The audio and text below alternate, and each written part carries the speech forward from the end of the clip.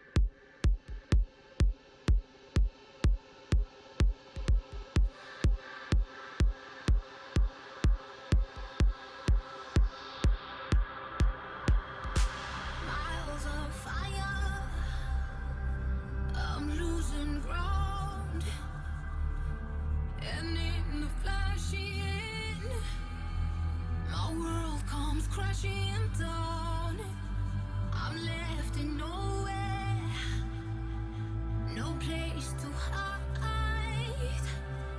Out in the open, like ashes in the sky. I quit the illusion.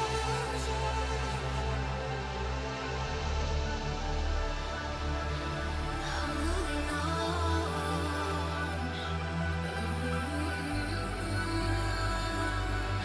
I'm moving on.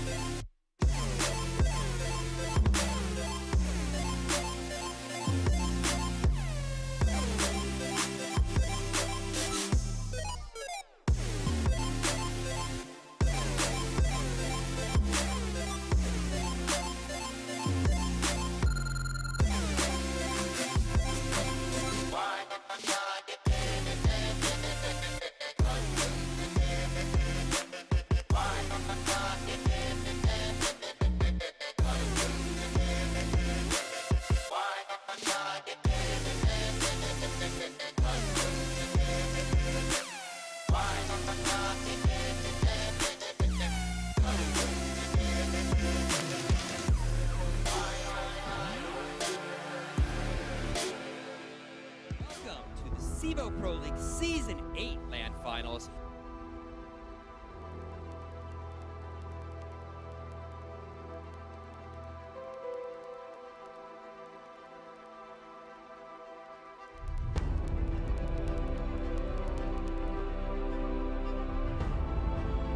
But Bolt is the one to open it up, taking out existence as the fast mid play comes in from the French side.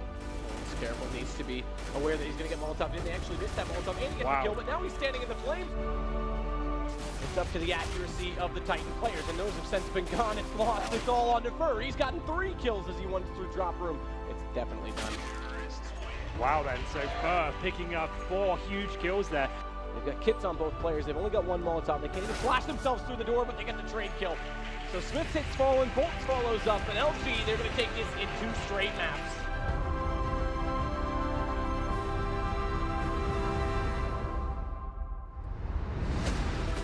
Here they go, the pop flash is going.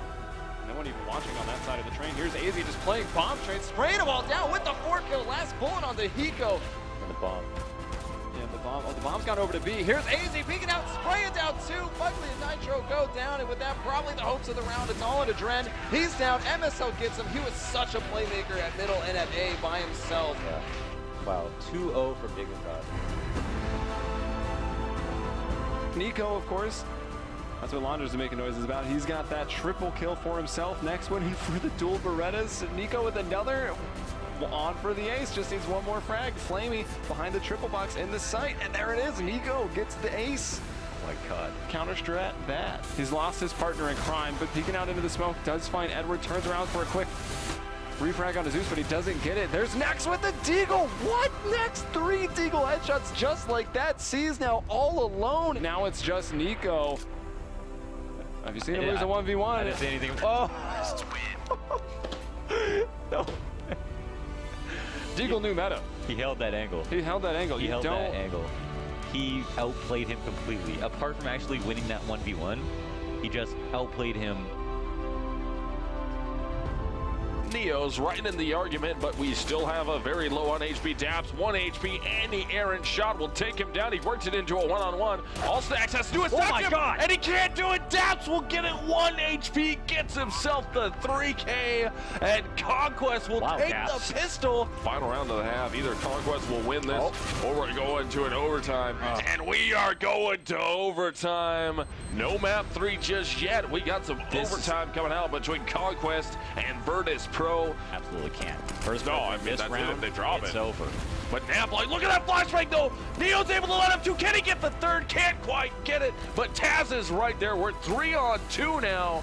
Bomb down Banana. 2-man rotate coming out from Shazam and Rush, trying to make their way back to this B bomb site. They got to deal with Taz though. Taz is right there outside of construction. He gets lined up. We're 2 on 2. Smoke will go down. Rush has to worry about it, but the bomb will get planted. This could be it here. Conquest has to win this one to go into the final round. But look at Pasha. Look at the boys. He's gonna knife it. He's gonna get a knife. He's gonna get his 4th knife of the night. Ends up getting the shot up. Now they're 1-on-1 though. Shazam gets the flashbang out. We're gonna be 1-on-1 here. Pasha, flashbang. Let's see if Shazam can get out into this. Molotov goes down. Pasha doesn't know where it's planned. He gets the shot anyways. So and close. That will be Virtus Pro winning in overtime number 2. They get the 2-0 over Conquest.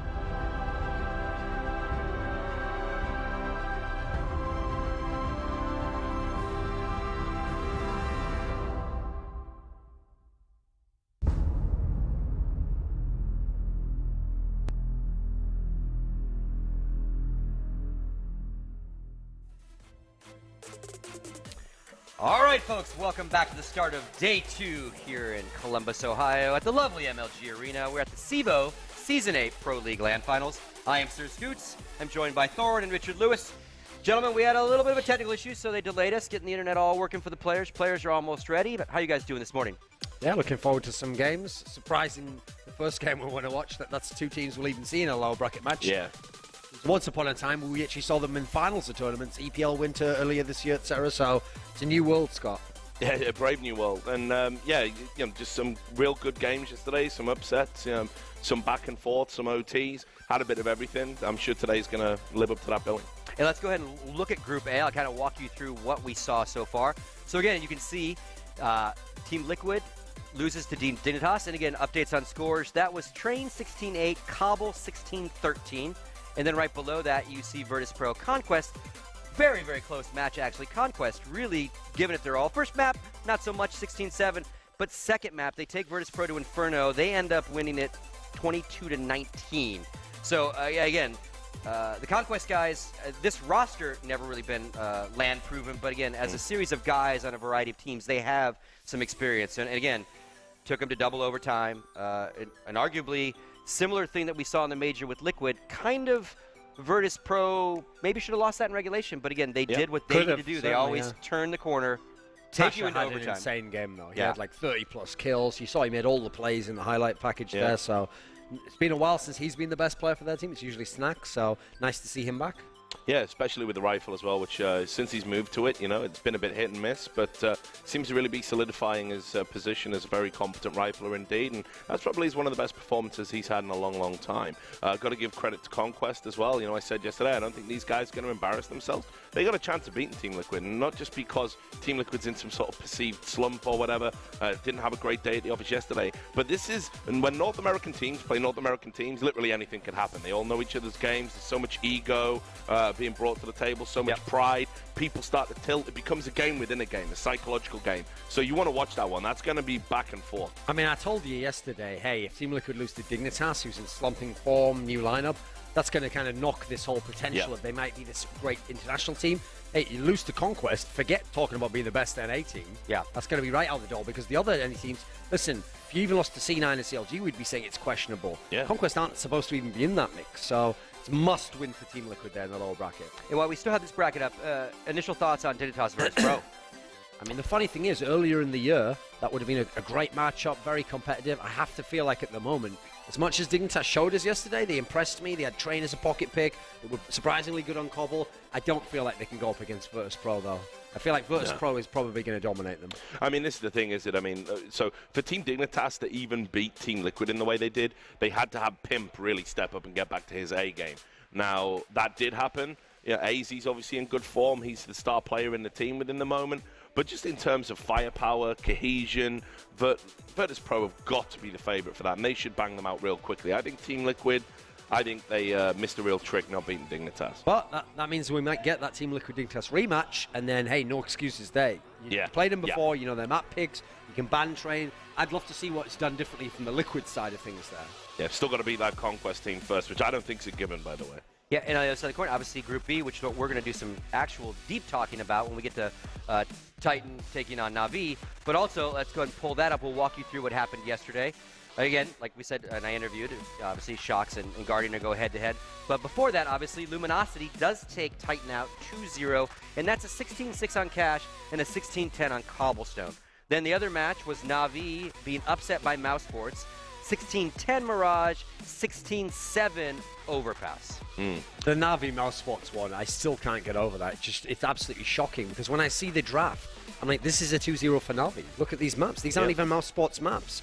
The strengths of Mouse Sports aren't here in any way. These are maps that have been shaky for them. Meanwhile, Navi, those are the home maps. Those are the ones that they can beat some of the best teams in the world on. So you put your money down on them. Then if you hear first half Guardian, 25 kills, that's it. The machine's rolling. This will be a Navi 2-0. Instead, actually, they weren't even that close to winning any of those games. And Mouse Sports, the ones who went out in disappointing fashion overall at the major, suddenly through to the upper bracket final. Yeah, very bizarre. I mean, Gobby did an interview with HLTV after the game, said it was that our communication was finally perfect.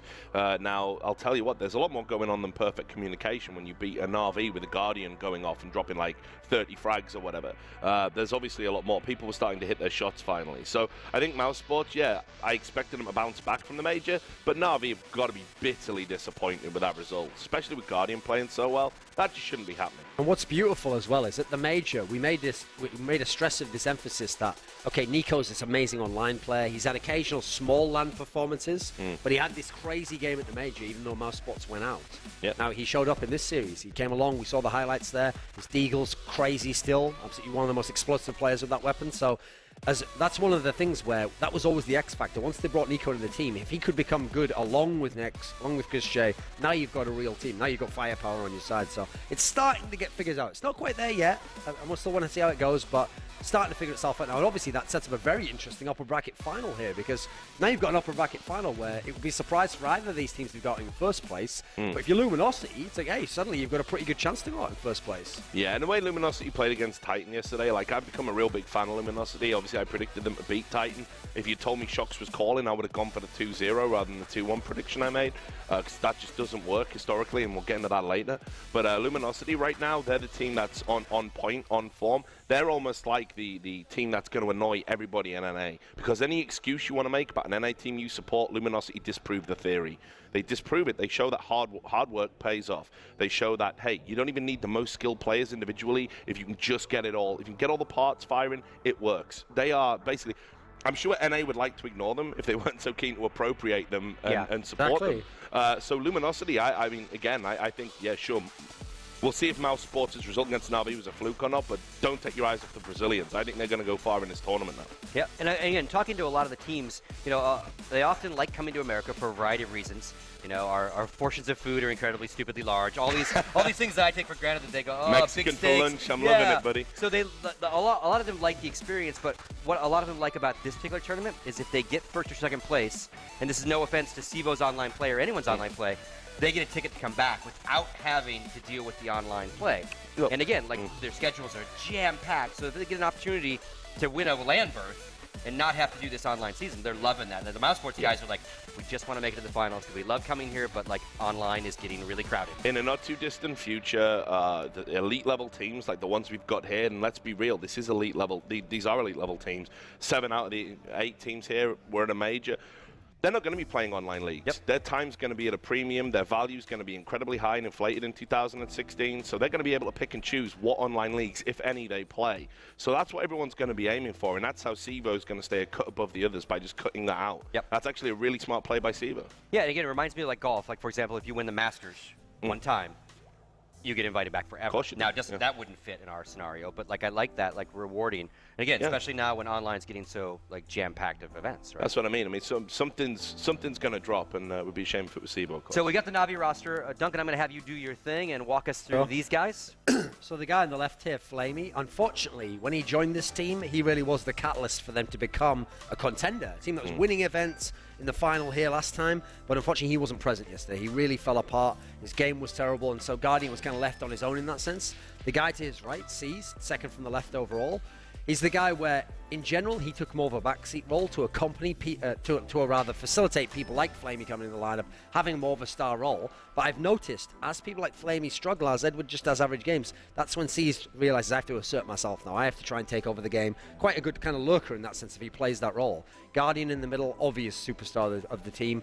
The way he's playing at the moment, his team hasn't done well at this tournament so far. He might be the best player in the world. He's playing absolutely phenomenal Counter-Strike. He's back at a level that when he reached it in the summer, we thought, wow, how long can this last for?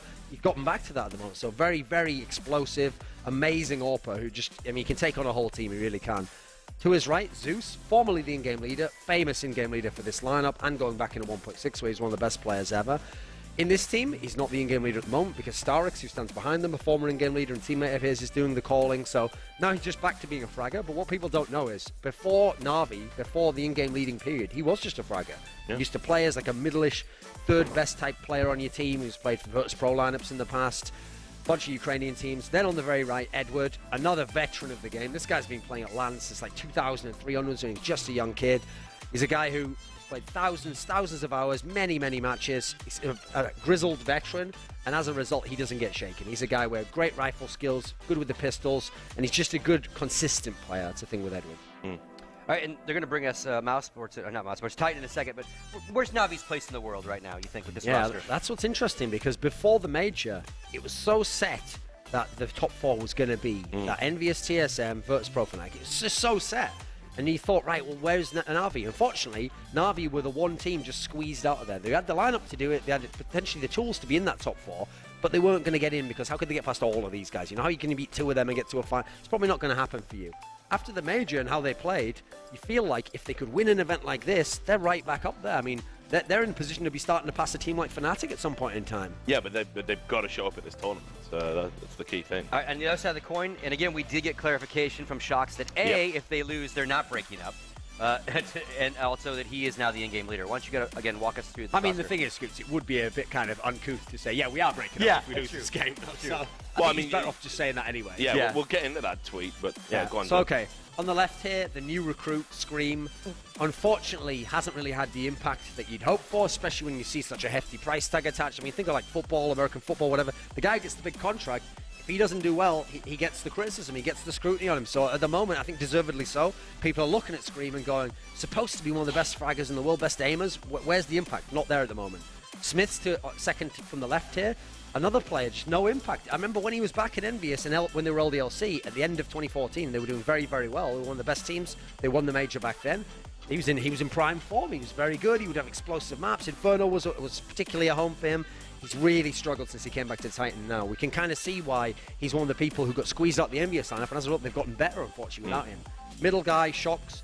He still does he's on the fringe of star status, I think. He still plays very well. Admittedly, I mean, it's funny that people say this. He does kind of have the team built around him in Titan. I mean, people don't mind Happy being the star when he's got that in Envious, but he almost has to have that in this team. If you don't put Shocks as the star player of this team, you haven't got a whole lot of firepower.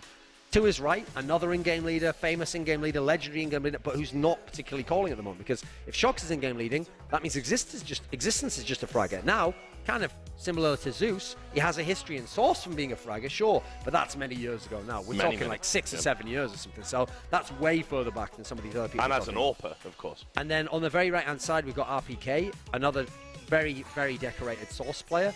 Problem is in CSGO, it feels like he's played a decent amount now, but really he only played the first 4 or 5, I think it was about first 4 months. Then he came back earlier this year, and now he's played this year. So in total, he's probably only just past a year of total playing time in CSGO, and he's never really, in the modern era, the latter, after the return, he's never really had much of an impact. He's been an okay player, he's had little spurts of being good, but I think you can see by the way Titan's structured, they've kind of settled into like, this is what we're going to get from him. He's never going to be at some top tier level, or even at the level he seemed like he was at the beginning of CSGO, where he was one of the best players on very games. So I feel like he was an X factor, and now he's just kind of, you know what you're going to get from him, and it's the others you have to look to. You have to look to Scream, you have to look to Smith and say, we need more from you guys. I mean, definitely. I mean, look, just looking at this, I'm gonna pull Shocks' card right here. So first of all, in-game leader for him, never gonna work. Love the guy a bit. Think he's one of the best players to pick up the game.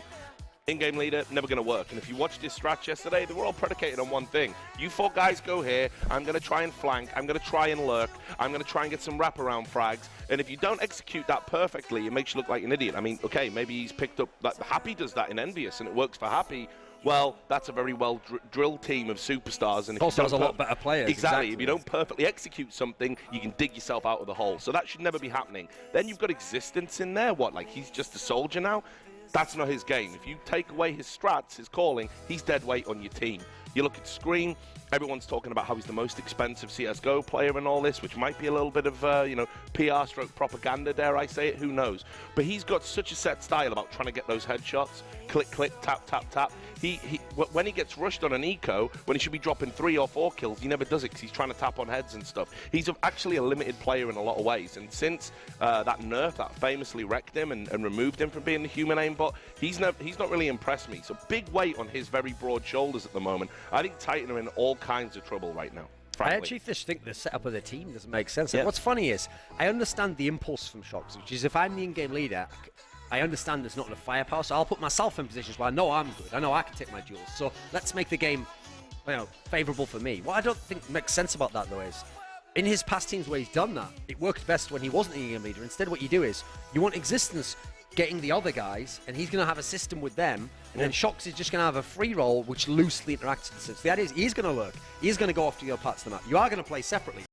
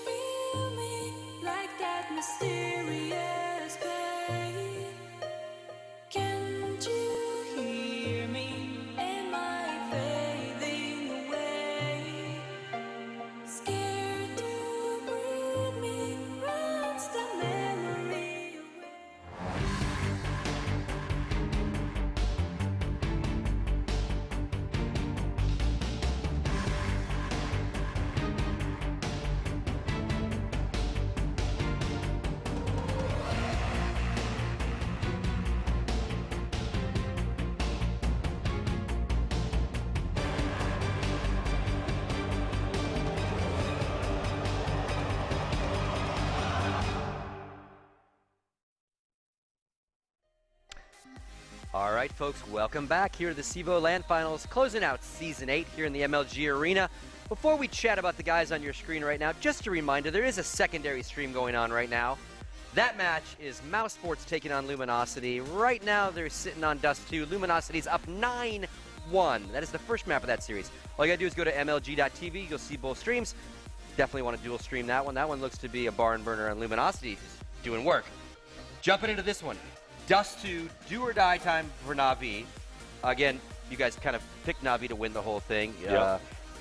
Definitely Titan trained very, very well, but also, as you would say, more Navi not playing well. Uncharacteristically Yeah. poor, basically. And now thoughts going forward into Dust 2.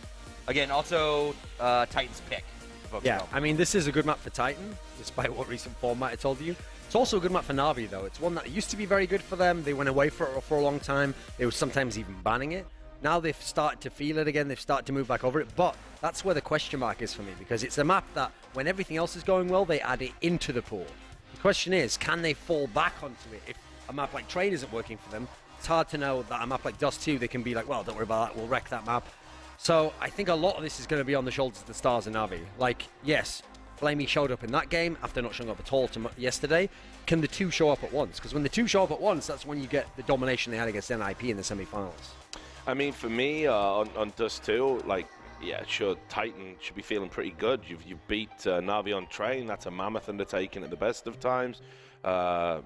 You get your pick. It's Dust 2, which is statistically strongest map. But ultimately, I just think, man for man right now, I still got a feeling about Navi coming back into this series. Like I say, obviously people are going to be like, he's just bashing on Titan for the sake of it right now. But I don't know. They're a misfiring unit. All of our analysis at the start was right. Yep. All right, we're going to stop you there, gentlemen. Here we go. Possibly the last map of this series. Again, the bad boys. What you going to do? A Bucharest. Henry G. Sadikis. Martin Lawrence, of course. Reference game on point. What does that even mean, Henry G? I have no idea, but all I do know is we're going into the second map. It's going to be Dust 2. Titan starting on the terrorist side, looking like they've got 3 sets of armor, Existence, and Scream on that utility play. But of course, Navi boosting up onto Short, going to be going for that early information, trying to spot a player there, and they get him, taking down Shocks. That's a huge scalp to take, and now got to fall back into a more passive stance. Really nice opening play from Navi there, getting that first bit of information and getting a kill to boot as well. Not bad at all. Looks like the Frenchman will be heading over towards B now. This is the reaction from them. Let's not forget they got the first kill in the first pistol on Train as well. That quickly turned when they walked into the site. Could do here as well as Flamey waits on the platform. Very linear angle to hold, and he has taken down the first kill. They're just walking into it. He's going to get the second one as well. It's just far too open. There's no grenades. There's nothing to distill him, and Flamey gets the hat trick. That's a bit silly from Titan to walk in. They had 2 flashbangs at least that would have given them some more space and opportunity to provide into the bomb site, but that's just a failure, and now it's going to fall apart. Flamey gets 4 kills total, and it's 1-0 Navi. That aggression coming off Short, most teams will do that. Just even if you don't get a first kill, you can spot towards lower B, you can see top and middle, see if a fast strategy is coming in. If you get a kill there as well, that's absolutely amazing. And then forcing Titan, funneling them almost into the B tunnels. And like you said, it's a really questionable play from them as well. Just all trying to go for that first pick at the back. Flamey's got such an advantage there, can keep ducking and weaving behind that box. Finds 4 kills, opens it up really strongly for Navi here. Titan, of course, going to be force buying into this first round. Going to have Desert Eagles, Tech 9s and P250s. Going to have some smoke grenades as well. So they're making their way towards middle. I'd assume possibly up short. They haven't got the smoke for CT spawn to work with, so they don't really have much choice but to go up short with this one. They have the flashbang for the site. I would say they're going to drop down towards city spawn, up towards A, try and get a bomb down, and take down the player towards Carl, which could be Guardian. Well, Guardian at least distilled by the flashbang, forced back further, so they'll get to quad. Will they get close enough to put a bomb down? That's the better question, and right now Guardian seems to want to try and prevent that, but he won't. They've got it. It's gone. It's already planted, and now Smiths, he falls immediately after. How much damage can they do preventing this retake right now? There's only 1 kit. That's in the hands of Zeus, and Edward goes down. Guardian picks up another kill. Scream, last alive. It is planted for him, so still a chance that he can find some headshots to, again, do further damage. He does dink up Zeus. They're jumping as well. They're trying to do everything to keep him off this, but he is going to take Zeus on the second effort. And finally, Guardian will silence and put it away, and the round will go in favor of Navi. Yep, so the passive setup from Navi, they had 5 rifles, all to keep things nice and long range. Didn't have to force issue too much. The bomb does go down for Titan. Good news for them going into the next round, but it's not going to mean too much into the third, because you'd assume they're just going to get some P250s this round. Smiths didn't spend too much money, so he will have the AWP next as well. So a throwaway round almost here for Navi. You can see Guardian not investing too much, and it's just going to pick up a scout. And he had an MP9 there as well. I think he's going to throw that away. Maybe a little misspy from him coming forward. That's going to be pretty devastating going to the next one. But there we go. Round number 3 now.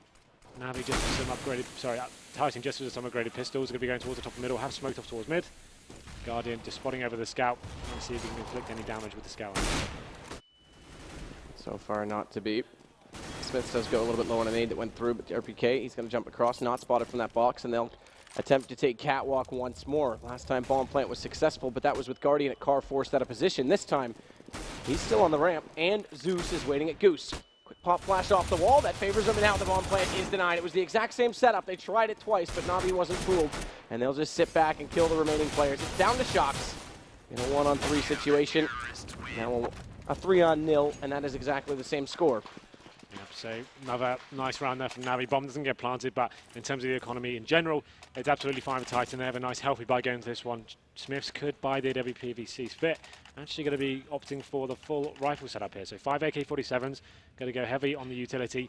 And they've got Molotov, smoke grenades as well. So let's see what kind of approach they go for. And Train is a very loose affair, just making sure they kept it for that 4-man unit going into bomb site and seeing what they can do. 3 men for Navi going towards long, expecting that long rush. It seems like a very traditional round coming in from Titan, not going to be doing anything or committing too much straight away. Just feeling out the map, seeing if there is any CT aggression being presented towards them.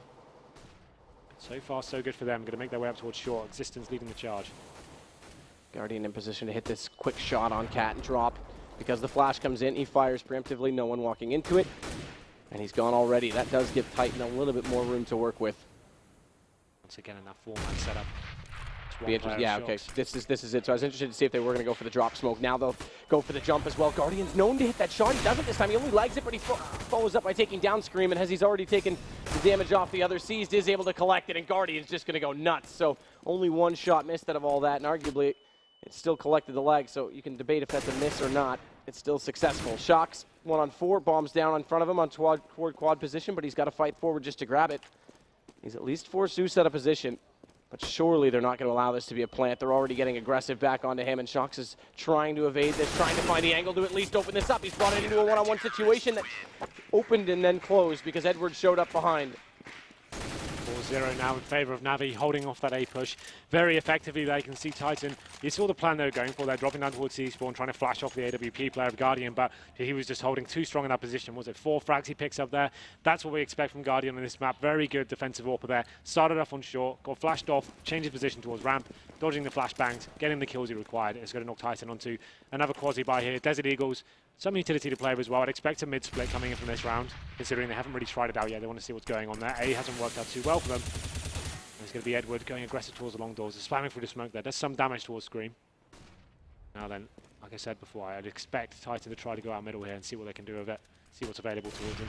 And the difference is this time, though, Navi has 2 in mid rather than the 3-on-A approach, the standard default.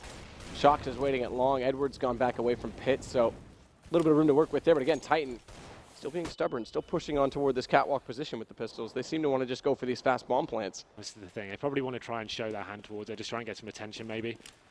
Actually, maybe committing towards it straight away. Flashing off Guardian once again, going to be dropping down, but he hits the first shot and opens it up to the 5-4. And now they've got Zeus on the site again this time as well. So rather than having a second player down toward CT spawn, it's up on the platform. It's going to get a shot. He goes down in the end, Zeus, but it's another one from Guardian to close off RPK. Last one alive does his job. Scream just puts that bomb down. Edward will kill him, get the defuse, but it's another $800 for Titan when they go into round 5, where they'll grab guns again. Yeah, it's actually not a bad round for Titan at all. Just getting that bomb down after losing his first 4 frags is great work from Scream there. They've actually got a good bank right now, too, so they can do whatever they want. We're going to round number 6. Smith's already grabbed the op, but they're going to go for 2. That's the better question. Shocks, there it is. Yep, 2 ops. Well, they can do great work with this. Like, obviously, we still can get absolutely destroyed by NIP. They were trying this set up a lot of times, but trying to slow things down, going for the picks across the map. You see them trying to get long control in this situation, leaving AWP towards the pit, but Navi changing the pace up a little bit. They're actually going to be boosting 2 players up to short. That normally means the boost towards lower B, trying to get that first pick on the map. But Guardian's going straight in there. Going to be going straight towards the top of middle. Zeus rushing it as well. Finally, the player just Watch this push. Watch this push, though, because RPK's in a great spot to shut it down. Flamey at least got Scream, but RPK was lined up accordingly and got the trade. Bomb was there, so it's important that they won that battle, because otherwise it could just be surrounded right now by Navi players. Edwards still manages to pick up that kill on the B site, so they'll reclaim a little bit of territory. Not only that, deny the entrance. They have to take the bomb back and regroup, but they've got the man advantage in doing so. They may have more than that, because Smith finds Edward, and it's now a 3-on-1.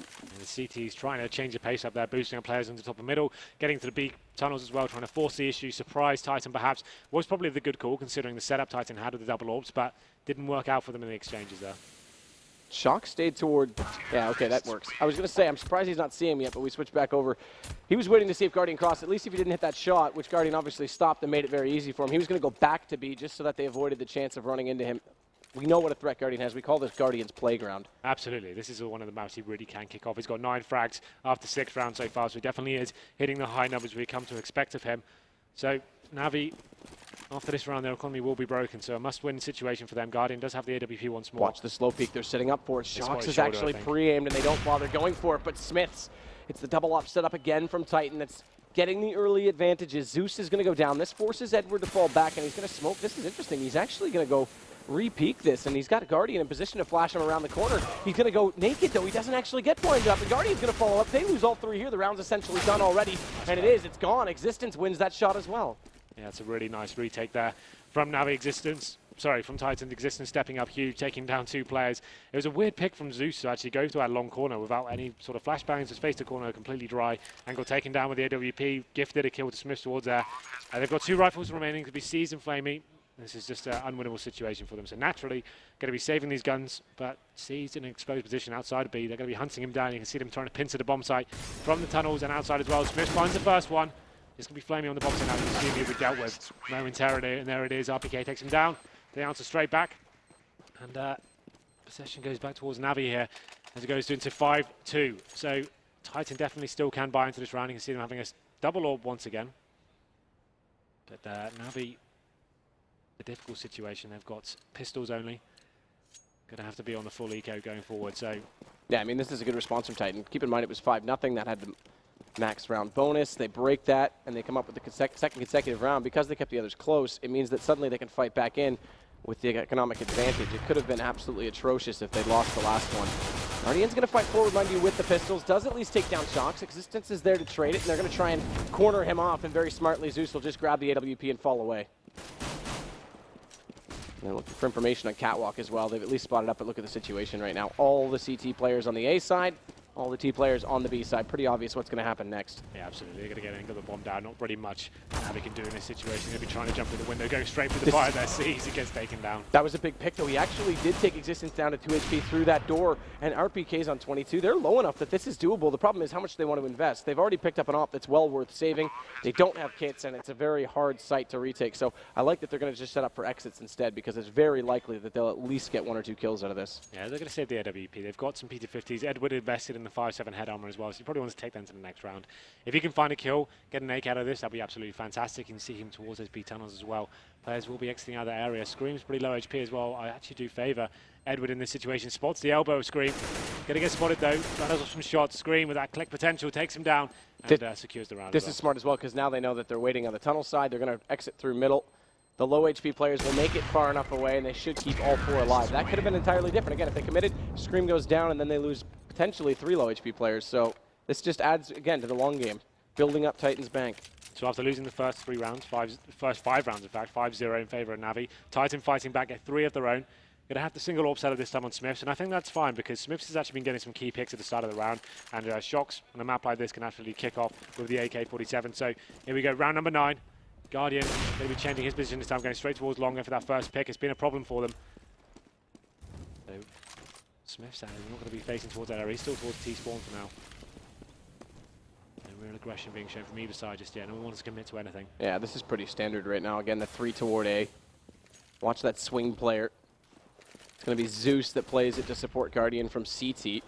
Edward locked down on Long, and Guardian to just shut down anything on Catwalk with the AWP. They're anticipating a mid-split. You can see Zeus towards City Sports. He's trying to back him up as well. But once again, it looks like the Frenchmen making their way up towards short. More of the same here. Trying to shut down Guardian.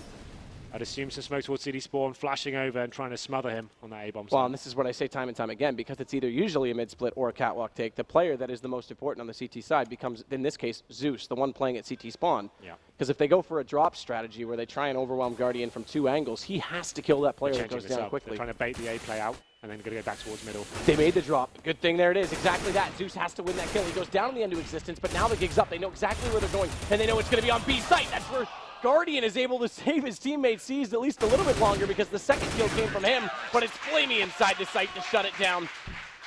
And the 2 kills to open it up gave Titan a chance, but ultimately they didn't get very far on that play. So they've been concentrating heavily on that A bomb side. So they're trying to mix things up a little bit there. Show the same hand, flashing towards A, smoking down towards CD spawn. But this time, one player dropped down Existence, get towards CD spawn, and went down towards middle. But Navi were just ready for that setup there. Mowed them down as they came out, and Zeus doing very well to pick up 2 frags there. So now the advantage goes back towards Navi. They get the double orb set up themselves. This can be one of the strongest CD setups on this map, especially when you're doing things like that. C's taking out Smiths towards Suicide there, but it's going to be a fast long take. Guardian gets one himself. Brings it down to the 5-on-3. RPK flash, but no one to peek around the corner because they know there's more than just him in the wait. And now he's going to do the counterplay. He's going to flash them, and Turnip's almost lining up for him. He's able to get one, but Zeus closes it back. And Guardian, he closes the round altogether. It's now 7 for Navi.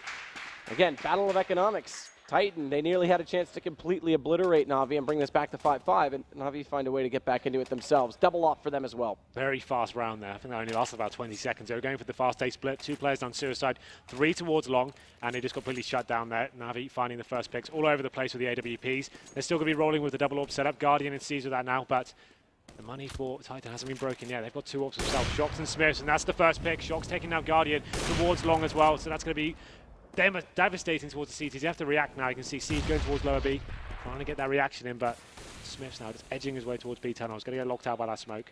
Yeah, they're going to go to lower B as well, where they've got an orb waiting for them. There it is. This is a good play from Siege. That's a very good play because he knows that the information is over toward B. He can take that mid play. He actually went for the pick. He saw no one there, so he knew he could push up. And that takes back the early advantage that they had established.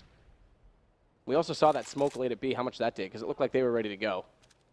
But either way, this time they're going to take the fight back. We see Smiths, he's lurking in toward this mid position. Seized is waiting with his op.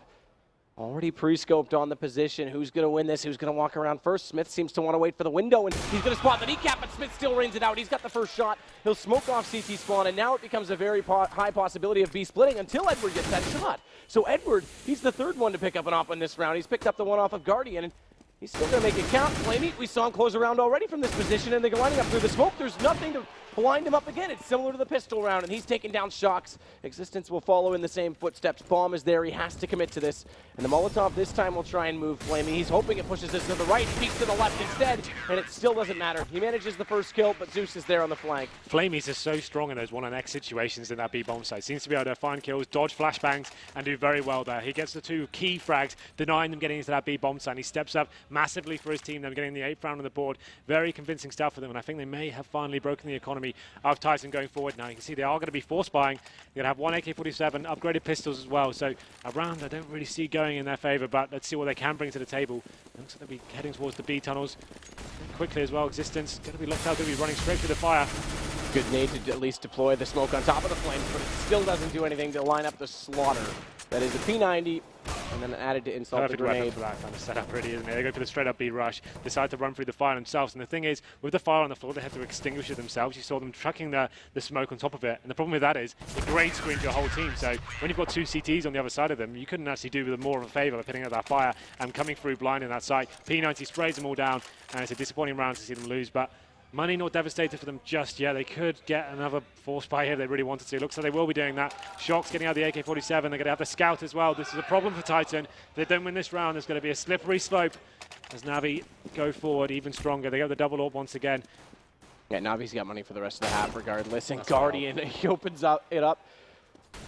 Last time it went to Shocks when they did exchange AWP versus AWP, but Guardian this time, he comes out on top, and how much more problems are Titan going to have in this round? Like you say, this is a force buy that's not paying off. Flamey's going to take RPK next. In Existence, he's just waiting inside the long AK. If they know he's there, they'll just contain him.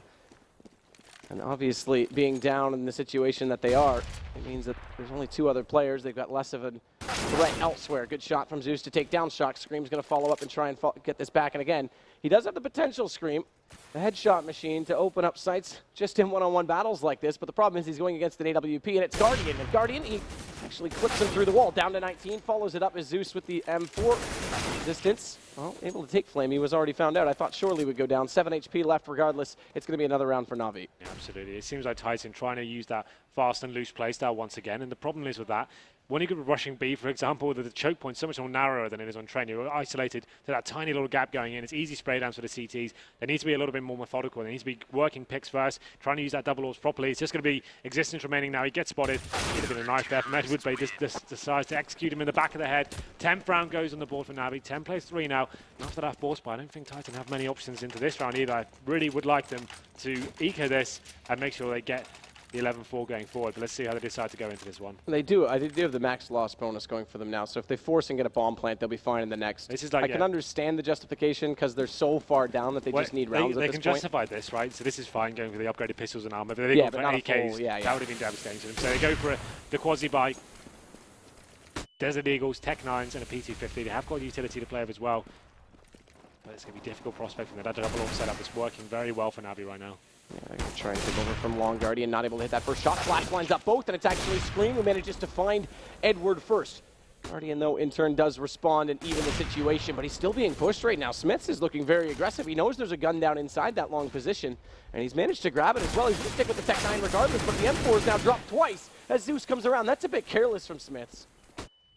And it is round 14, and it could be 11 already from Navi if this continues, which would be a remarkable scoreline on the first half. Shox has managed to slip up from Catwalk undetected. Guardian goes low on HP. He's not safe right now.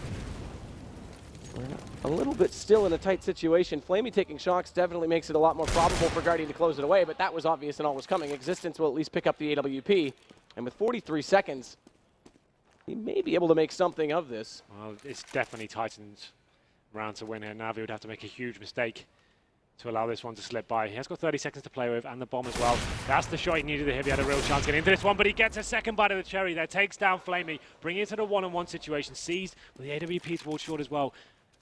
Isn't sure whether he's even crossed to the bomb side now. He's going to get onto the ramp.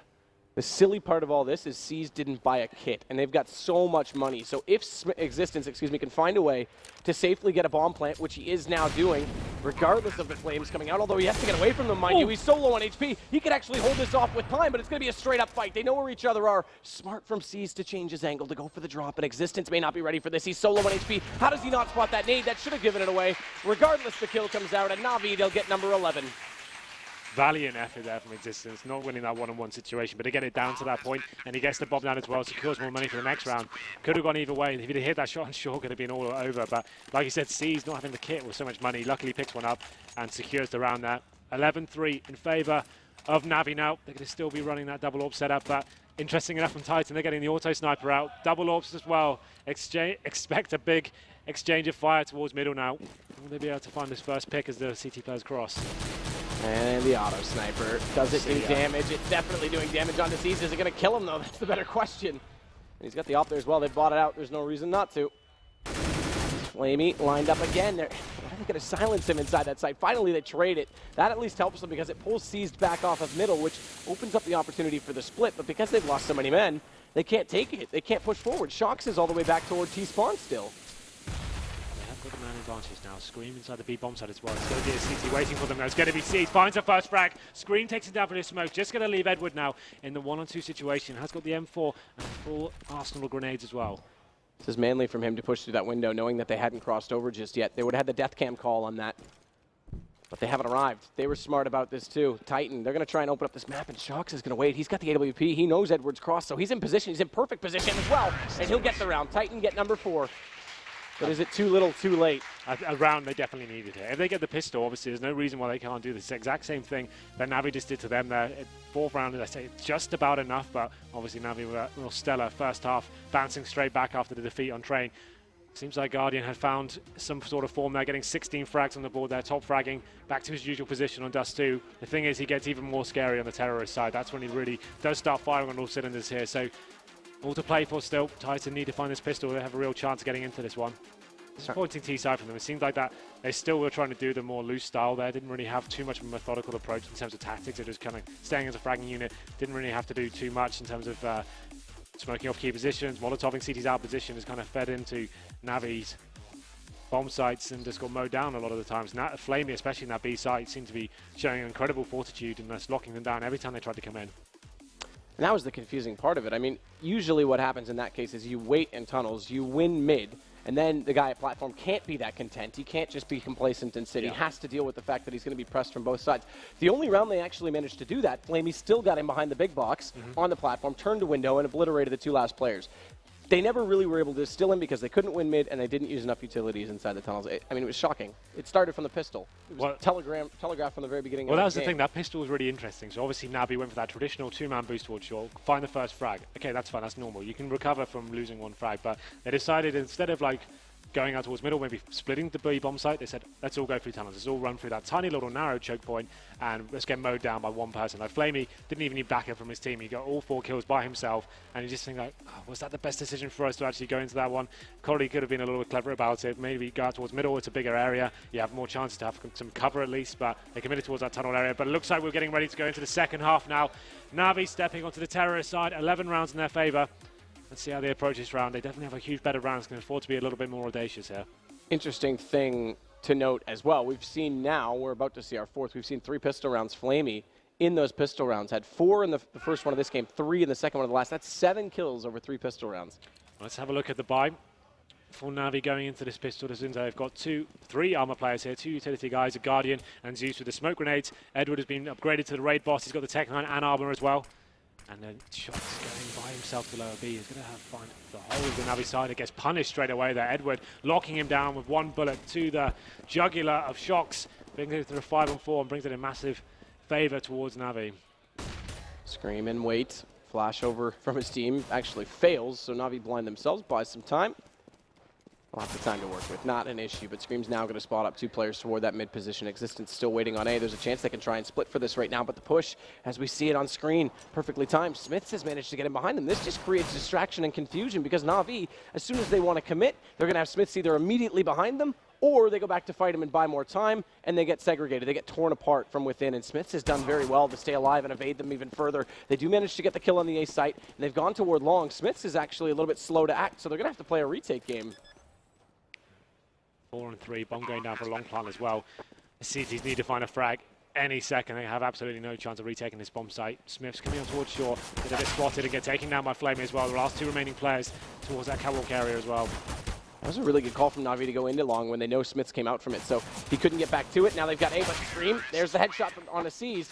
He was the only one with a kit, but he goes down in the end, and Navi will get yet another pistol round. That's 3-1 in total for this this series. Yeah, so Shock's going towards lower B. Like we said, we're used to CT showing aggression to start the round, but going by yourself to an area like lower B, a real high area of contention, that's a questionable play from him. Unless they're rushing B, that's never really going to work out for you. So he goes locked down completely straight away, and then the reaction comes in from the CTs. They push long, but Navi just read it very well. Pins to the A bomb site, lockdown Existence, who's isolated on the A ramp. But we go into this one. It's going to be another B rush coming in. Navi going to be leading the charge. It's going to be 3 CTs waiting for them. Not going to get to the bomb site just yet, though. They've been slowed down with the flashbangs. Smoke off on that doorway means Existence can't get that scout in position, or does it? He pushes through. That's manly of him, but ultimately too brave, perhaps. Too clever for his own good. He goes down, and now they're limited. That scout toward the window as well for Scream. Has a chance to at least get 1 shot here on Guardian, who's very low, but the bomb is planted. Flamey's going to get 2 with DAK. And he's walked out middle and surprised them all. What a game he's having. Absolutely. And that was the force buy from Titan. Really amounting to nothing, really. Didn't get a single frag there. They had double scouts, upgraded pistols and armor as well. And I feel like this game may be all but over because they can't really justify another force buy here. Need to take this round on the chin. It's going to be 14 plays 4 unless there's a horrible mistake coming in from Navi. They've got that real decent B spawn once again. I would say they'll probably take it. Why not? When you've got that spawn, you know you have the firepower advantage. Just get straight into their 40 issue and then see what you can do in this situation. That's what they will be doing as well. 2 CDs waiting for them. Presumably, though, with just Silence USPs, won't be able to do much with this. The difference is they actually managed to flash shot Smith. So how much further have they got compared to what they did against Flamey in the first half? They're already in the site. And now Navi, they're able to get the kills because of it. The fast play, Flamey's going to shut it down. Shocks and RPK are gone. Simple flash, and Smiths can't peek that fast. That's the thing, when you get those kind of B spawns gifted to your map, sometimes it's very difficult to turn down the temptation and take it, especially when you have the firepower advantage. You just think, okay, we're actually going to get there before the CTs do. They're not going to have the utility to hold us off. So that's actually like that going forward. So Titan forced to buy up in this situation. Obviously, they're going to have 5 rifles, no kits, not much utility. So very difficult round for them as they're looking down the barrel of map point on Dust 2 here as we go into round number 19. Existence going to go back to the platform again. Does do some damage. Flamey gone. held the trigger down, and the Tracer's going either direction. It actually benefits Existence in that case, and can they add on to this one-man advantage? They haven't had it at all this half because this is the first gun round, of course. And Shocks now has to rotate back down towards CT spawn. Again, he's in a very, very fragile position, but he's a very skilled player. He'll know exactly how to handle it as Zeus evaluates the damage and assesses middle at the same time. Guardian ready as well on catwalk. Smith's waiting. Initial smoke goes out, and I imagine this is going to be a fast drop strategy if they commit to it or not. The issue is if they go right now and they do that fast drop, look where Shocks is. He's well out of position, and smartly he's going to go back, and Guardian's still waiting for this peek. He's spotted up by Smith already, takes the shot, tries to hit him through the box. That's not successful. Molotov forces him out of position, but Smith hits another beautiful shot. Edward goes down, and Smith's, it's all him. He's taken down Zeus as well. 3 kills, and it entirely shuts down anything Navi had planned. They may not even get a kill in this round, and that's brilliant for any economical comeback that the Titan want to have. Yeah, after that first pick, it seems like Navi were a little bit rattled, forced to go towards short, and Smith's showing some incredible aim there. Really nice, crisp headshots as they came up towards the short area, and it gives them another lifeline here. 14 plays 5. Navi, though, will be buying back into this round. Let's see what kind of buy they've got available. It seems like 3 AKs, make it 4. They have got the AWP on Guardian as well, so still definitely in contention for this round. Seems like Titan going for the 3-man setup towards long, 2 players towards B, leaving middle open for now. And now they're rotating back into it. Shocks coming in to deal with that issue. Slower paced round now. There's a full buy from either side. There's decent utilities on the Terrorist. We've got 4 kits out of 5 on the CT side, along with decent nades. So I imagine this one's going to go into time situation. We know Navi will try and bait out all of the utility from their CT, their opposition, first before executing, and then hit very quickly. Sometimes it can bite them if they don't give themselves enough time. They're actually going to push on the catwalk a little bit earlier here, take the fight to Smith, so I'm surprised to see them acting so quickly because Titan's done nothing of the sort to use their utilities. It's just a straight-up fight. And Zeus is able to take down Smith's first. He'll follow that with Shocks, and surely they have to take this A site before the rotations come in. Guardian gets RPK. That's their last hope toward long, and it's Scream on a fast rotate that's able to at least get 1, now 2, but Bomb's already planted, and Scream again. He's going to get another. It's just him left, though, because Seized has found Existence, but we know Scream can do this. That's 4 headshots, and he's in the position. There's nothing they can do. What a round from Scream. 4 kills, all sensational headshots there, and he keeps Titan alive, at least for now. Navi looked like they had that round completely tied up. Shocks getting forced, Smith's getting shot, dropped down to city spawn, got shot on the back. It seemed like the round was over, but some textbook screenplay coming in with that AK-47, 4 kills and the defuse as well. That's fantastic from him and keeps the dream alive at least for another round here. Navi will be forcing into this round. Guardian picks up the scout. Not sure what he'll be able to do with this one considering that Smith has the AWP, but what a round that was from Scream to keep things alive. That's insane. We call him the headshot machine for a reason. Just when they needed it most as well. If they come back and win this game, it's going to come down to that man just there in that round. And Zeus now left with just the pistol. His teammate's still able to buy up something due to that bomb plant. Different approach. Forget Catwalk. Forget Scream. Let's head elsewhere on the map. The problem is that Scream is also elsewhere. He's the B, remember. He was on the rotation last time, so he's going to get yet another kill, make it 2. Another 2 headshots, all with the M4 Flamey. Finally takes him down, and I imagine they'll breathe a sigh of relief on that kill because now it gives them a chance. Zeus follows up on Existence. Not only that, they're leaving a player outside of the B doors right now. This could catch them off. Flamey's low on HP, so he's the one to go try and catch them off guard. I don't blame them at all for this gamble play, but Shock still manages to catch off Zeus to the back of the side. Shock's his turn to go nuts. He's going to get 2 headshots, and RPK forces Flamey out. It's another round for Titan. Scream stepping up once more, finds those 2 frags in the fast B split coming in. Shocks with a fantastic rotation as well. Clever flashbangs to find the first frag and a crisp shot at the back of the site to secure the round. And that should knock Navi down to the eco this time. You can see they're getting the bomb down. They do have some players that can afford to buy. It wouldn't be a very healthy one, but Guardian and Edward on low cash here. They could get the rifles out here. I'd rather them just eco and get a nice full buy going forward. So just get some deagles maybe this round.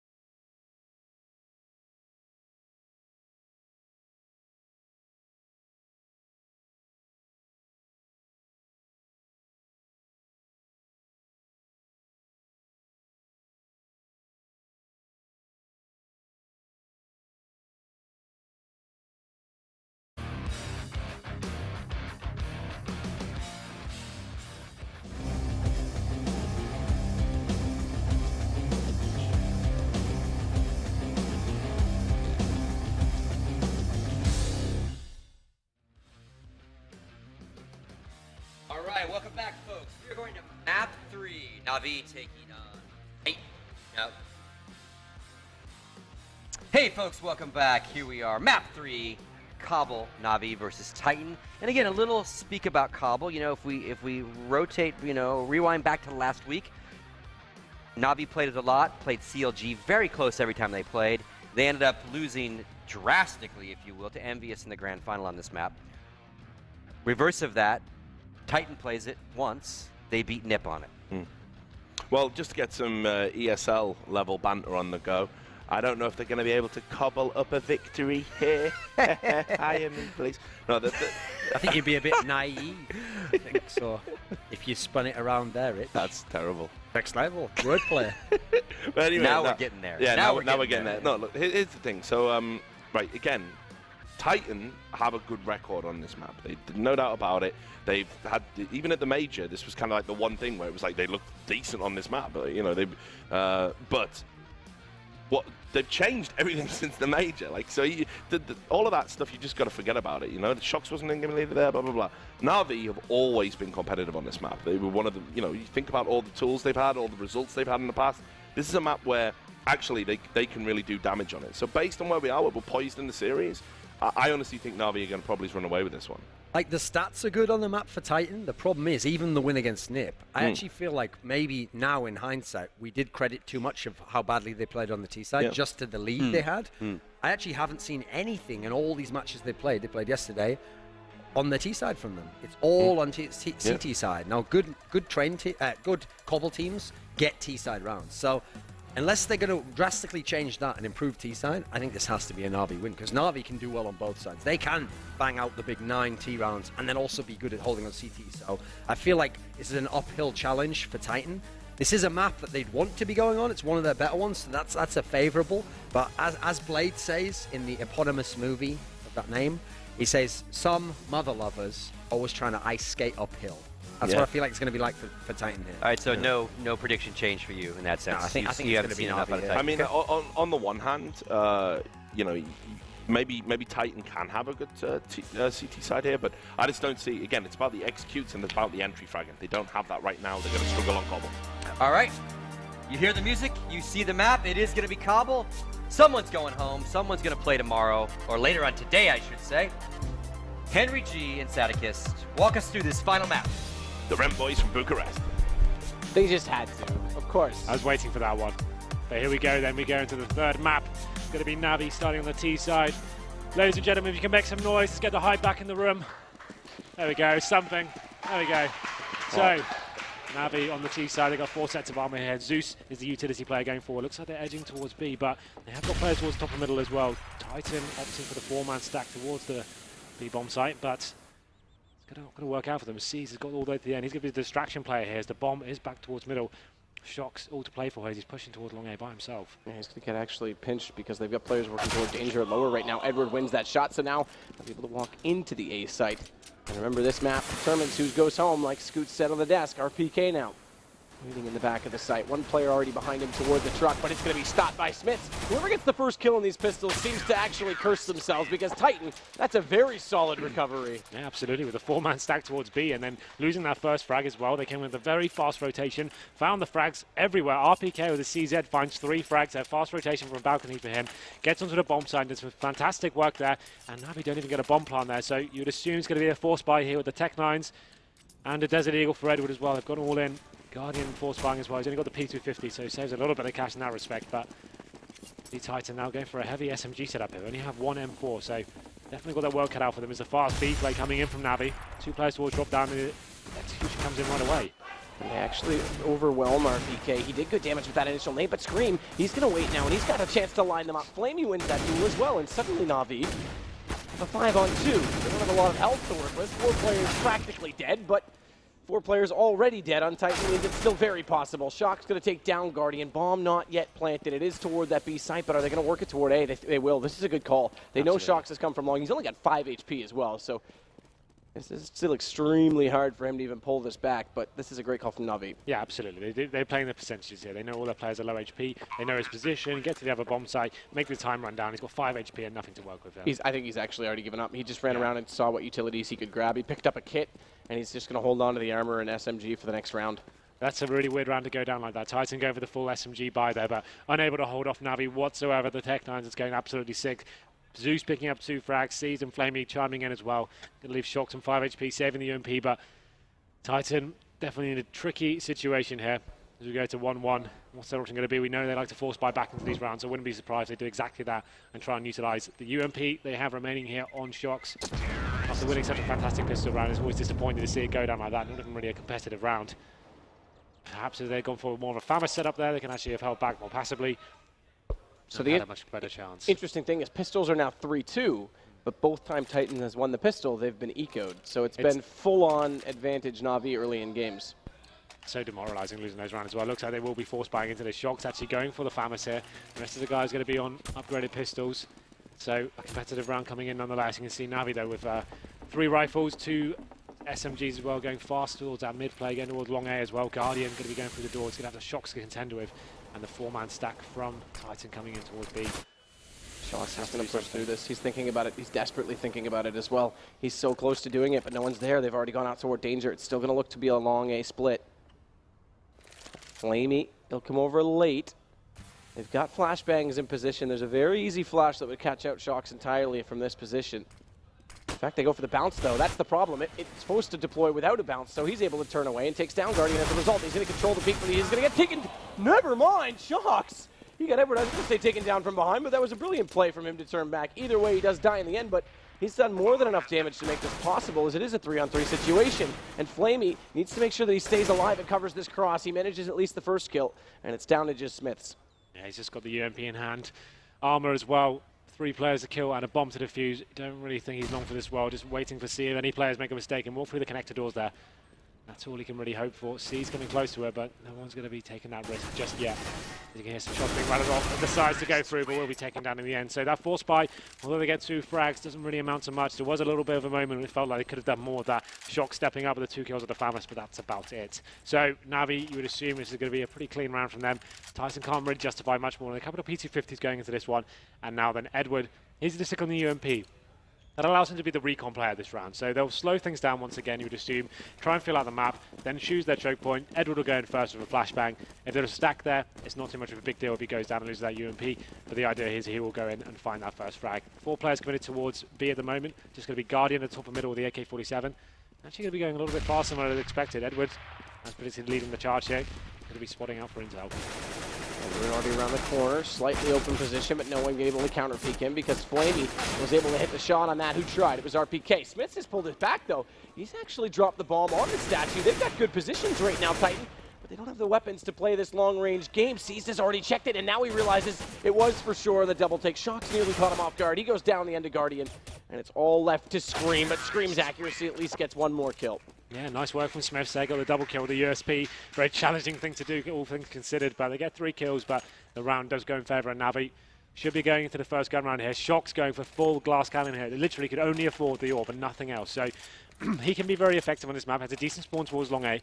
Considering the buy he has, I wouldn't be surprised if he went straight towards the first pick there and tried to make something happen at the start of this round. Guardian does have the AWP as well. He won't be going towards middle here. See what Shox can do.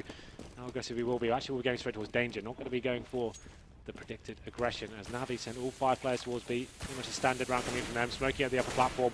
Presumably we're trying to work a pick here. Existence has this tree boost to try and catch them off. They haven't used this. We've seen players get so many kills in that position. The key to it is that he can rely on this long B position. They need his support from drop. If they are able to get through that room, he's forced out of position, but smartly they Molotov it. And we've seen more and more teams doing that by default. Either way, it allows Guardian in. He gets Smiths. He actually catches him, and now he's looking through the smoke. Existence able to dodge that first bullet. He's going to take the fight to them. It's a joust as he runs forward, but Zeus, will at least cancel that out. No more damage dealt that needed to be, as Navi still wants this B site. They try and line up 2 toward Rock, and Scream again will prevail with headshots. This is smart, though. Watch Seized. He's actually flanked it out. Very, very aware, though, is Shocks. He turns back. Guardians canceled the fact that they get the man advantage from that by getting a kill as well. And it still remains 2-on-2. 40 seconds. Bomb not planted, and they're pretty much committed at this point. RPK is going to drop it inside the site, and Guardian, he needs to come up with something great. Finds RPK. No Shocks is toward the rock. He's so low on HP, but he's going to keep the AWP. Just misses the shot. And Shocks, he knows now that he's in a world of trouble. He has to be so calculated on this counter peak, and he's trying desperately, but it's not going to happen. Wow. So Guardian stepping up absolutely massively there. Comes down to that one-on-one situation. I think it was a 3-on-1 to begin with. He finds 4 frags and sets the scoreboard alight there. Shocks is going to be disappointed that round. It seemed like he could have got into it. He just needed to land 1 bullet from his pistol. Once his position was given away there, it was such a difficult round and a hard prospect for him to get into it. It's going to be 4-1 in favor of Navi now. They're running away with this one. After that full investment from Titan, they can't really justify much more than some upgraded pistols, Desert Eagles and 5.7s. And once again, we're going for that full-on B stack. Just Navi working those picks in the last round, and Guardian hitting every single shot, it felt like. So Navi now making a great call, going towards long 8. It's just going to be Shocks once again with that 5.7 trying to hold them off. Can he make anything of this? Finds the first frag there, takes down Edward. It's going to actually slow down the Navi push here. He could do some more work here. Guardian with the AWP. He's going to get taken down as well. This is amazing from Shocks. They've managed to get 3 kills and bring it down to the 4-on-2 situation. Yeah, and suddenly the B stack is going to rotate over. It's going to become extremely possible. I mean, that's the thing. If they're going to stack up and the man that gets that aggressive finds so many kills, you surely should be able to react accordingly. They needed to actually swarm him. As soon as he gave his position away, that 5.7, they allowed him to reposition, and they're presenting Guardian first to find the first shot with the, AK, with the AWP. To swarm him. Don't allow him to reposition himself. That should be the refrag straight away. Smart Molotov to control the player, trying to get to balcony. That gives Flamey 2 kills now, as he also found the crossfire shot onto Scream, allowing Zeus to safely walk into the bomb site. 2 versus 2. And it started off so well, it may not be done just yet. Smits gets a headshot on Zeus. Flamey has to play the long angle right now. He does have it planted for him, but the problem is they're both coming. Great shot, and it takes down Existence, because if he didn't kill Smits on the first one and they double peeked him, it might have been possible. So another player for Navi goes absolutely massive there. Flamey with the 4 kills, recovering that devastating beginning where Shocks became the first 2 frags with the 5.7. Bomb was down. And a 2-on-1 situation means Titan have to face as quickly as possible. They couldn't allow themselves to be calculated and try and pincer him in any sort of way. They didn't have the kits. They needed to find the kills, and it just kind of fed into him. And it brings it to 5-1 in favor of Navi now. Shocks once again with the AWP. Money still hasn't really been stabilized for the CT side. He's going to be going for that mid-smoke. Normally goes to the mid-face there as well, but Navi going to be facing straight away. But he gets that first pick. Going to give his position as well. This is difficult from Shocks, and he should be taken down here. There it is. Wanted to get out of that situation straight away. Nothing he could do, and Scream goes down immediately on arrival. If he had been able to surprise them with the M4, potentially pick up at least a trade, it might have been possible to get the rest of the players toward balcony. They have got a quick rotation out of RPK. He's low on HP, so he'll go down to Flamey, but he's dropped the bomb in the process. Either way, it's Navi collecting all of the kills required. Smith's committed. He's already dropped out of balcony. That's going to Molotov him into the corner. He's just going to wait. They may overlook the fact that he's not moved based on all the utilities expended on him. He still holds his composure. 6-1 now, Navi. Great start on the terrorist side. Yeah, it's a complete change of pace for them that time. Instead of they've been going to B very heavily, slowing it right down, that time they went for the full-on A split, very fast through the doors. And as we said, Shocks very much committed towards that mid-angle. Got the first shot off. Great work from him. Had he had a teammate to flash him out of that position, that would have been fantastic. But he was just too overcommitted. Wasn't able to do much more than 1 frag. Got taken down. The map was open on that stage. Retake coming in from the CTs. And is unable to do anything. It can't stop that charge coming in from Navi. We're going to round number 8 now. 6-1 in favor of Navi on the T side. This game is maybe slightly running away from Titan. And another fast play coming from Navi. This time towards B. Smith is going to face him out the platform. Manages to get away with his life. Does do a huge amount of damage though. Edward, Flamey and Zeus going down to 1 bullet HP. As it is still a 5-on-5, but that's a great work for Smith to even do that and get away with it. Yeah, PK now. We've seen him yesterday, hold that position extremely well. He was hard for Luminosity to move, but they still got the game, remember. Smiths is going to fire through that. He takes Flame. He sees he's going to push on afterwards. He takes down Smiths, but Scream's there to at least respond from the alleyway. Crossfire set up, and that's what happens when you start to give up map control. The early damage, they can't really do much about it. And they commit into what is essentially a 3-man stack at 1 choke point. The thing is for Titan as well, they can't really afford to put any men in this situation. The money's already in a real low position. Even if they win this round, they're still in a really difficult spot. So it's a 4-on-3 in their advantage now, but they want to make sure they don't drop any men. That's going to help. Scream takes out Guardian, brings it to 4-on-2. And the last remaining players for Navi on a very low HP indeed. So you can see now, I think they're going for the full-on save here. They've got 30 seconds remaining.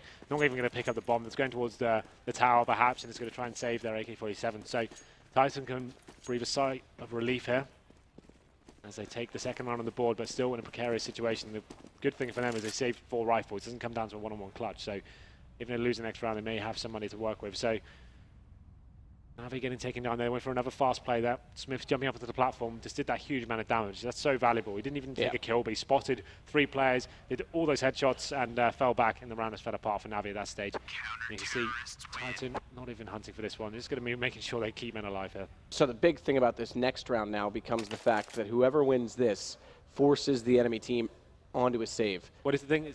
It's Titan with keeping 4 men alive. Their money's not too badly affected. They are going to be, actually, all the grenades they need to buy. It's not great. So yeah, you're probably right there. They're going to have to be, if they lose this round, they're definitely in a precarious situation. Yeah, and there's no money bonus either way because that resets it. So whoever loses this, I mean, this is a chance for Titan to get back into it, or an absolute disaster, because if Navi pick this up, how big could their lead swell to before Titan can really sustain the economy and bring it back to an even situation? Guardian going to get a little bit more aggressive right now out toward this long position with the AWP. He's going to check every angle. He knows that they've been playing aggressive on Titan's behalf on that side. But this time it's more passive. They're just going to use the utilities instead. That allows them to put more pressure toward not only the drop room, but existence in this boost. Guardian now. This is smart. That nade took him down to 49. Working his way out with the AWP, trying to find a pick through that smoke, decides better over and falls back actually after taking that grenade. Smith's showing that aggression towards upper platform. I like that. It's actually scaring off the T's now. You can see them trying to work out what their play is here. CT's not feeling too much pressure here. His Guardian goes back to drop down, trying to see if he can find any sort of pick here. There's going to be nothing there for him as well, so this is difficult for Navi now. They need to find some sort of entrance to this. It looks like they will take control of the drop down room. Flash over Smiths, though. Watch that, because now he tries to push through. There's too much smoke. There's not enough movement. They have an awareness that he might be here. Zeus tries into the corner. Zeus is going to get it through the smoke. Guardians found existence in the meantime, and now it's all Shocks on a very large bomb site to hold. Flash over. Flamey perfect shot on entry. It's RPK on the rotation, caught off already, and it's down to just Scream. Again, this resets money, so this is massive for Navi to pick this up. Really weird how Titan actually had 4 players towards that bomb site, and its lead dropped down completely open. As soon as Navi got into that area, you felt there was so much attention being directed towards the upper platform. Players coming out of drop down just pick up the flank kills there, and this is the nightmare situation we saw for Titan. They're actually going to have $1,400 going into this round, and it's not going to be a double eco, but it's going to be a full eco this round. You can see a couple of upgraded pistols coming in. Shocks can get the AWP next round, but it hasn't had that much effect yet. So let's see what they bring to the table here. You would assume this round going in favor of Navi. Titan looking to lose this half already up by round 10, so difficult situation for them for sure. 4-man stack coming in towards B. Shocks more than happy to play this A bomb site by himself. Seems very comfortable doing it, but this time only has the PT-50 in hand. Navi taking his long A a lot more carefully this time. Not allowing himself to get taken down by one player over 5-7.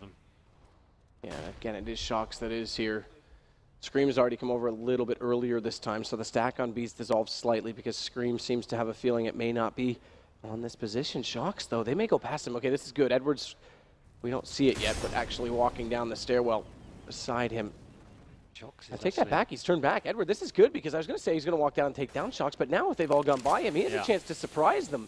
If he catches on fast enough, not only that, Titan's rotated over, so they're going to confront them, slowing the push down. It gives Shocks a really good chance to walk up, and he has now done from the bottom of mid. Bottom of mid, he gets going to get shut down. Guardian spots it coming far too soon, and it's down to just existence. That could have been a really cool play.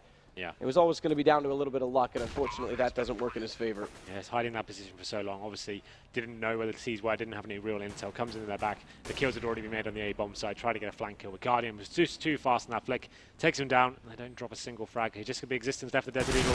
Has a chance to get a frag. It does take down Flamey, but he will not be saving that gun, I'll tell you that right now. As he's stuck between a rock and a hard place here. Has the AK-47 in hand. Position given away, bomb ticking. If he finds one more kill, it'll be fantastic, but he doesn't do it. Seas takes him down and puts the 8th round on the board, and I think this is probably a good time for the pause to come in for Titan. This game is running away from them. They're so focused on that B-bomb side, sending 4 players towards it, and still losing control of key positions like drop down. I think they need to be a little bit more dynamic here. Get the AWP towards the back, perhaps. Shocks is just taking that towards the A-bomb side, not really having a huge impact with that. I'd prefer it towards Chicken Coop and having a riflers more concentrated towards the drop-down area, having that crossfire set up, and then just having the upper platform looked after by the sniper player. That seems like it'd be more effective at this point. Well, they definitely have to come up with a plan right now if that's going to be it or not. It's got to be effective. We already saw, like we said, that money bonus get reset mid-half. It gave is it. Navi another massive chance to pull forward. Even still, with this timeout, they're going to be very tight. And the question is, they could force in this position, but do they bother? Do they try and eco it out one Well, more and come in with a let's- full punch against Navi? Let's have a look at the money right now. So they've got Scream on $3,300, Smith's on just shy of 4K. The rest of the guys can get a buy. There would be an AWP if they really wanted to. Shocks could buy one on 5,300. So it would be a difficult buy. But at this point, I think they need to start getting rounds on the board, Matt. They need to actually take the risk. This time, it'd actually be a calculated one. I think we can't really afford to let Navi get 9 rounds on the tee before we actually start arriving. I'd say need to buy up in this one and make that AWP do some work here. Get it towards the back of B. Whoever it is, Smiths or Shocks, I don't care. Just get someone just watching that position by themselves. Stop expending 3 men towards that area. Get this crossfire set up and drop down. And then you can have 2 players kind of rotating, 1 player on A anchoring, and let's see how that works out for them. So definitely in a horrible situation for Titan after such a great first map here, getting shut down on Dust 2. They're looking like they don't really know how to get back into this map. It's a fairly silent timeout from what I can see. I can't quite see RPK from my position, but not really much talking going on. I wanted to look Well, down it's not more. really much you can talk Oh, about, yeah, to be honest. I Smith's- mean, on the CT side, it's just like, okay. Well, the bigger thing I wanted to notice if it was going to be Existence doing more talking or if it was going to be Shocks, because we know Sure. Shocks is in the calling position, but obviously they're struggling with it right now. So if Existence wanted to jump back up, now would be the time. Well, this is where you need your in-game leaders to work out exactly what's going on. He needs to step up. He needs to come up with a game plan to lock this down. Navi not really bringing too much to it in terms of the tactical approach. They're actually just working picks, going in together, buying their time, and then getting into a bomb site. Looks like we're ready to get back into this one now. Score currently sits at 8-2 in favor of Navi on the T side here. Titan definitely of the uphill struggle. They will be going for the buy. Shocks at the AWP. It'd be interesting to see where he decides to go towards this time. We know he likes to go towards aggressive towards mid. He shuts that smoke down and can at least get intel towards the top of mid as to where the T's may be going. There's going to be a 5-man push from Navi towards the B bomb site. Once again, 4 players, 4 Titans towards that area. Need to make sure they control drop down a little bit better this time. They have got RPK in that area. So Edward, utilising the smoke on upper platform, will be looking for picks, molotoving out Chicken Coop as well. And Smith should have spotted Zeus for sure through that gap, so he knows that they've got at least a full commitment. That's not going to be for sale, that smoke. P90, not a bad place for him to be, and he's actually going to go. He's a little bit late on that flash, but he's got to jump on them. It's turned back. Smiths only gets the 1. It's all traded against them, and Navi, it's a 2-on-2, but look at the HP. Titan finally give themselves a real chance. Shocks, he's holding the angle toward that drop room, but it doesn't account for the fact that Edward was sneaking up. And now they've got the B site. Scream's got to come up with something. He's able to catch off Seized. Down to the 1-on-1. Edward has the bomb to plant it, but he's forward of the statue. He's low on HP. And Scream, we know how effective his aim can be. Edward's going to try and be very clever about this. And maybe the perfect play coming in. He doesn't actually decide to go into drop down just yet. Just going to be waiting for Scream to react to this. Probably feeling the B. He's going to hold this plant angle. coming in. This is very clever from Edward, considering his HP. He knows he needs to do something big here. And Scream knows he can't overcommit to this. He wants to take the peek and find out more information. He thought about that window play, but he goes a little bit late. And now Edward, he's on the site already. He's going to plant it quickly. He's going to plant it just slightly in the open for a wide peek from Scream, but he hasn't taken it yet. And Scream knows it's a 1-on-1, so he just waits for it to walk into his favor, and it does. Titan will pick up round 3. But now the hard work just begins, because this will reset what was a smaller money bonus this time. Only 2 rounds, but all 4 out of 5, math's hard, died. So they're going to be still tight for money. Well, their money is absolutely knackered still. After losing 4 men, then they do win the round, but only getting, what, $3,200 going to this round, and they get the bonus for the bomb defuse as well. But look at the money across the board. What, 3,700 average, I guess, going forward. They're going to be on Famises, an AK. It's going to be a difficult round for Titan going forward. Still not out of the woods just yet. Smith's on the P90. So not a single kit between them. The bomb goes down. They're in a real precarious position. So this time, Navi, they're going for the 5 AK-47s. Definitely have the advantage going to this one. Once again, Shocks going to be the solo man towards A. And they're pushing along as well. But this is that fast play for Navi once again, going straight up towards mid. Edwards quickly to do so as well. He's got the AK in position. Flash actually catches him. That was from his teammate trying to prevent them from crossing over. But what it did do is prevent him from spotting the cross. That gives Shocks the lineup shot. A little bit clumsy, and Navi, although they had a very fast play and a little bit of map control to work with, they kind of shoot themselves in the foot. And that gives Shocks the position to still be able to at least get more information, even though he's low on HP, to allow RPK to time his peak. Scream's coming in now as well, and he's going to get another kill. It's Seized, who manages to at least take down 1 and bring it to just 2 remaining. But a very tough position to be in with only 22 HP. He's already thrown out the 1 Molotov, and Smiths is waiting. Now the money starts to add up. I actually like that round from Titan. Obviously, we see Shocks committed towards that long A, can hear the footsteps towards mid, cause the rotations over, and they've got a very nice retake and actually stifled the T's towards the top of middle. They weren't actually able to get past that wall area at the top of mid, and it seems like that was a very good play from them. That's actually working out very nicely for them. They can get the rest of the rounds here, definitely have a chance here. That round stabilizes the economy a little bit more. They get one kit this time on Smiths. They have full rifles this time, but in terms of Navi, they still have a full buy here. This time Guardian has AWP. You assume it's going to be more of the same going forward, just trying to work the slow picks, maybe get towards upper platform once more. Maybe Molotov's out of it straight away, but that tree boost coming in. Well, now there's going to be existence for the Titan. That's going to be existence with it. RPK gets the first kill, drop down, make it a double as well. Secures this round potentially for Titan. That's fantastic work from him. Knocking down Flamey and Z's there. Guardian's still alive with this AWP, but not going to have any positional control really as he's been smoked out. RPK was big in that spot yesterday, so he has to come up the same today. Edward, he's going to push forward, try and see if he can at least figure out what else is going on in this A site, because obviously B has failed, it's foiled, it's down to just the 2 players remaining, and they're so split up right now that one of them's got to do something. They have to force the issue. 2 players push out actually behind Zeus. Oh, that's a problem. That headshot pretty much means that he's in a world of trouble. Bomb is behind him. His teammates snuck into A, but as I was about to say, 2 players went behind him to danger, so now they're even more split up, and he knows that that's not possible. There's no way that they're going to be stacking a site in this situation, so Edward has to go on the hunt if he's going to give his teammate any line of avenue toward the site for free, and Shox has already found him. That's the round done. Yeah, this is all about the RPK show. Into doors, drop down.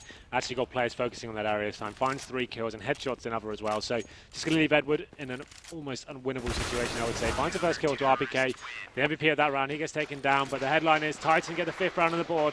2 to go. Going to need both of these rounds. I think they may have broken the economy of Navi as well. They actually have done that. So this time they won't have much more than Tech-9s going forward. I wouldn't like to see them invest too heavily into this round. Try and save it for the last and have a nice healthy buy.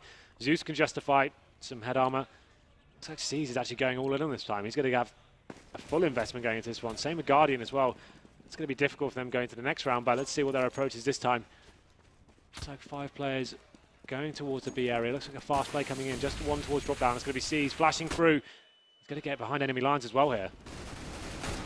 He's actually got good position, does good damage on the shot screen, and Smiths go low, but they're still alive, and that's all that matters, because now it's just Flamey remaining, and all the kills stack up in their favor. Bombs flung forward beyond the edge of the precipice, and that means he has to commit. He cannot run and hide with the Deagle. And it's now 6 for Titan, a good turnaround after the timeout. Yeah, absolutely. After that timeout, they get 4 in a row. Seems like they've worked out where the problems were, adjusted to it, can actually get the rotations properly towards A. They're controlling drop down a lot better this round, and now they've got Smiths and Shocks with a double up set up. And you assume this round should be going in their favour. Smiths with a decent spawn towards middle, but he's actually going to be going back towards mid, back towards B, and I assume he's playing chicken coop from that sort of position. So this round looks like Titan is theirs for the taking. Shocks once again towards danger with that orb. They've not gone for the boost play, which we saw them experiment with yesterday. But with 4 players over on B this time, they could try and time it. Either way, Existence, he'll stay on the front side of the site toward the alleyway, and they'll leave it up to Smiths to play the more elongated wide angle. He's low on HP, but the shot from Shocks over toward A actually pays off. That's the about 3rd or 4th time he's played aggressively toward A and actually had it pay off. It's traded, that's the important part. They'll go back to grab the bomb, but it's also caused a rotation. Now then, this is all for Navi to play for. They can actually distract towards A. It seems to be one player, which will be Guardian, with the AWP by himself, and the rest of the guys heading towards B. So I'd assume he probably wants to get over there as quickly as he possibly can. 2 players towards A for Titan still, so only going to have 2 waiting on the B bomb site. If Navi go now, definitely could have the number advantage going to this bomb site. And you can see the CT's now pushing in towards long A, trying to gain any sort of intel, and they probably realise what's going on right now. Smith's towards the back of the chicken coop. Needs to hit that shot. Needs to at least land 1 shot here. Yeah, they put Guardian down already, so he's committed. They're going to try and make this work. Flamey and Edward, they're going to be the ones to join in from the B platform. Seized is just waiting to cut off anyone who goes window to protect Guardian, but it's going to be Scream who confronts him. Guardian hits the up-close shot. Now he knows they're toward the chicken coop as well. More importantly, though, Seized has taken RPK. This gives Guardian all the space in the world to play with, and it's down to just Existence. Trapped in the back of the site. Chance to deny the bomb plant, but not much more. Guardian's going to hold it, and it's 9-6 in favor of Navi. Yeah, Guardian with some fantastic play there, getting those quick shots on the bomb site. 3 for him in that round. Really nice play for the last one. He's going to put it in towards 9-6 in favor of Navi on the T side. Titan definitely have an uphill struggle going to this one. They won the pistol in the first half, but then got eco'd in the second round, if you remember. So Yeah, I mean, Titan need to do the same thing, but actually get the 3-0 here. They have a real chance getting into this. That's the thing. I mean, both pistols that they have won against 3-2 and pistols in this series. Both pistols Titan have won have resulted in ecos immediately after. That's right. So, I mean, that's huge for Navi. The fact that it's 9-6 is actually impressive considering that. So, losing the pistol and getting 9 rounds on the T side, that's huge. So Titan definitely in the back foot here. After that pause, though, they looked a lot stronger, so that's impressive. Some signs of hope there, and hopefully they can work on that and build on it. Let's be interested to see what they bring to the pistol round. Obviously, a lot of teams will favour the B bomb site, but you have 2 real options here. So you either go straight up armor rush, you go towards drop down, you try and swarm the bomb side there, and you go split the bomb side like that, or you can do the A split, which is a similar sort of approach. You go 2 players towards drop down, 3 players towards middle, and you kind of pincer onto way like that. That's the 2 most common pistol rounds we'll see going forward here. So I'd assume it'd probably be the latter from Titan on the T side. I like the A drop because it's easy to cut off the rotations as well. So if you don't get success toward the long A position and your players don't make it toward the site, okay, then you just run straight to A and you help them. You help take down the players defending. If you're successful on that, then you're already in a really good position to cut off rotations. So it's extremely, extremely it means you can leave one player and connect to it as well. So if the bomb goes down, you have him almost just lurking and watching that position. But here we go. We go into the second half now. Titan trailing behind. They're on 6 rounds on the T side. Let's have a look at their buy and see what they bring to the table here. It's going to be 1 utility player on existence so far. The rest of the guys are going to be on 4 sets of armor. Zeus bringing out the Julies. He fancies his chances here. Obviously, since the buff, we've seen him come into the meta a lot more. Can cause some huge damage with the spray downs here. The rest of the guys are going to be on armor. No kits purchased for Navi. That's interesting. Yeah, this is definitely meaning that they want to play aggressive. 5 sets of armor, no utilities. They want to take the fight. Actually, I take that back. They've got the 1 smoke on Zeus, but the goal is to deny the plant, not play the retake game. They've stacked up B and doing it. The problem is that the bomb's heading toward A quite quickly as well. C's realizes he's going to fall back, and now everyone's hot on their horses to try and make it back in time. And Flamey, he's the only one to evade the smoke to get back into the site with full vision, so he needs to help Zeus in a big way right now. Guardian's got some spotting, but Scream and Smiths, they've already found 2 kills. RPK gets Zeus, it's all falling apart. Shox walks forward, he's going to take down Guardian as well, and Edward, he's locked out of this situation. He may pick up a few kills here, but it's very unlikely without a kit that he's got any chance of making this round happen. Yeah, it's a really clean round there from Titan, exactly what they needed. Getting towards long A, forcing the CT back to the bomb site, smoke out connector, Molotov the site, flush it out, and just make the kills happen there. The key thing about that as well, Shox was lurking towards drop down. As soon as his team showed their presence towards A, he came in for the perfect flank, pincered the CTs, and he had no retake possible whatsoever. So really nice clean round from them. The problem is they are getting the pistols in this series, they're just losing the second round buys. And once again, Navi coming in with the 5.7s and Deagles as well. They're definitely not out of the woods just yet. Titan will have 3 SMG players, 2 AKs in the forms of Scream and Smiths. Once again heading towards long A, 4 players there, and it's going to be Scream, solo man towards B, just watching for any pushes coming in. Sees with that 5.7 towards long A. They're actually going to choose to go back towards middle here. Try and keep the range. Yeah, Scream's got this AK already in position. I'm interested to see how these SMGs are going to act in this round. There's a decent chance that they'll go on the aggression. Obviously, that's what you would prefer, so you don't lose the higher firepower. Plus, not only that, if they're successful, they add up the money quite quickly. We know the $600 kill reward, all except the P90, and there isn't one of those, so it will be 600 on every kill that they do achieve. Either way, they're going to lurk in. AK is going to open up the site from the long angle. SMG is going to go for the quick drop. Guardian with the Deagle has the same potential from range, but not able to fire that shot. Scream just holds the angle and now takes him down. And the SMGs, they're already pushing forward, but Flamey manages to turn back and at least drop one of them. Zeus shows up and he taps 2 of them. And it's now just left to Shox and Smiths, but that's enough. They won't get ecoed. Finally, they succeed in picking up the second round. Yeah, that's the main thing here. Obviously, it came a little bit hairy towards the end there. Zeus finding some Deagle shots, but they played it well. The Guardian missing that first shot was a godsend for them. They managed to get off the platform as soon as he missed that first shot. They got together, stayed as that unit, frags exchange, get the bomb down, and work together. And they nailed the round. That's just so important for them. They didn't want to get ecoed at that point. It would have been such a huge loss for them. So they go to the 9-8. Navi can't really justify much more than some PT50s going to this round. Sees that's a flashbang. Looks like actually a 5-man stack towards the A-bomb side this time. This is the perfect play for Titan as they make their way towards B. Smith's leading the charge here through the smoke. They should cut on soon. That it's a clear bomb site. Shox towards middle of that map 10. Should find some rotation kills as well. Probably want to hold this position and wait for any CT reaction to come in. Yeah, but either way, this round is looking done and dusted already. Yeah, you can see the CT reacting now. They probably realise as to what's gone on. If you don't put any players towards B, it's pretty much an all-in. RPK. He'll get confronted. He needs to get these shots. He's down to 2 HP. He's actually surprisingly sticking around on it.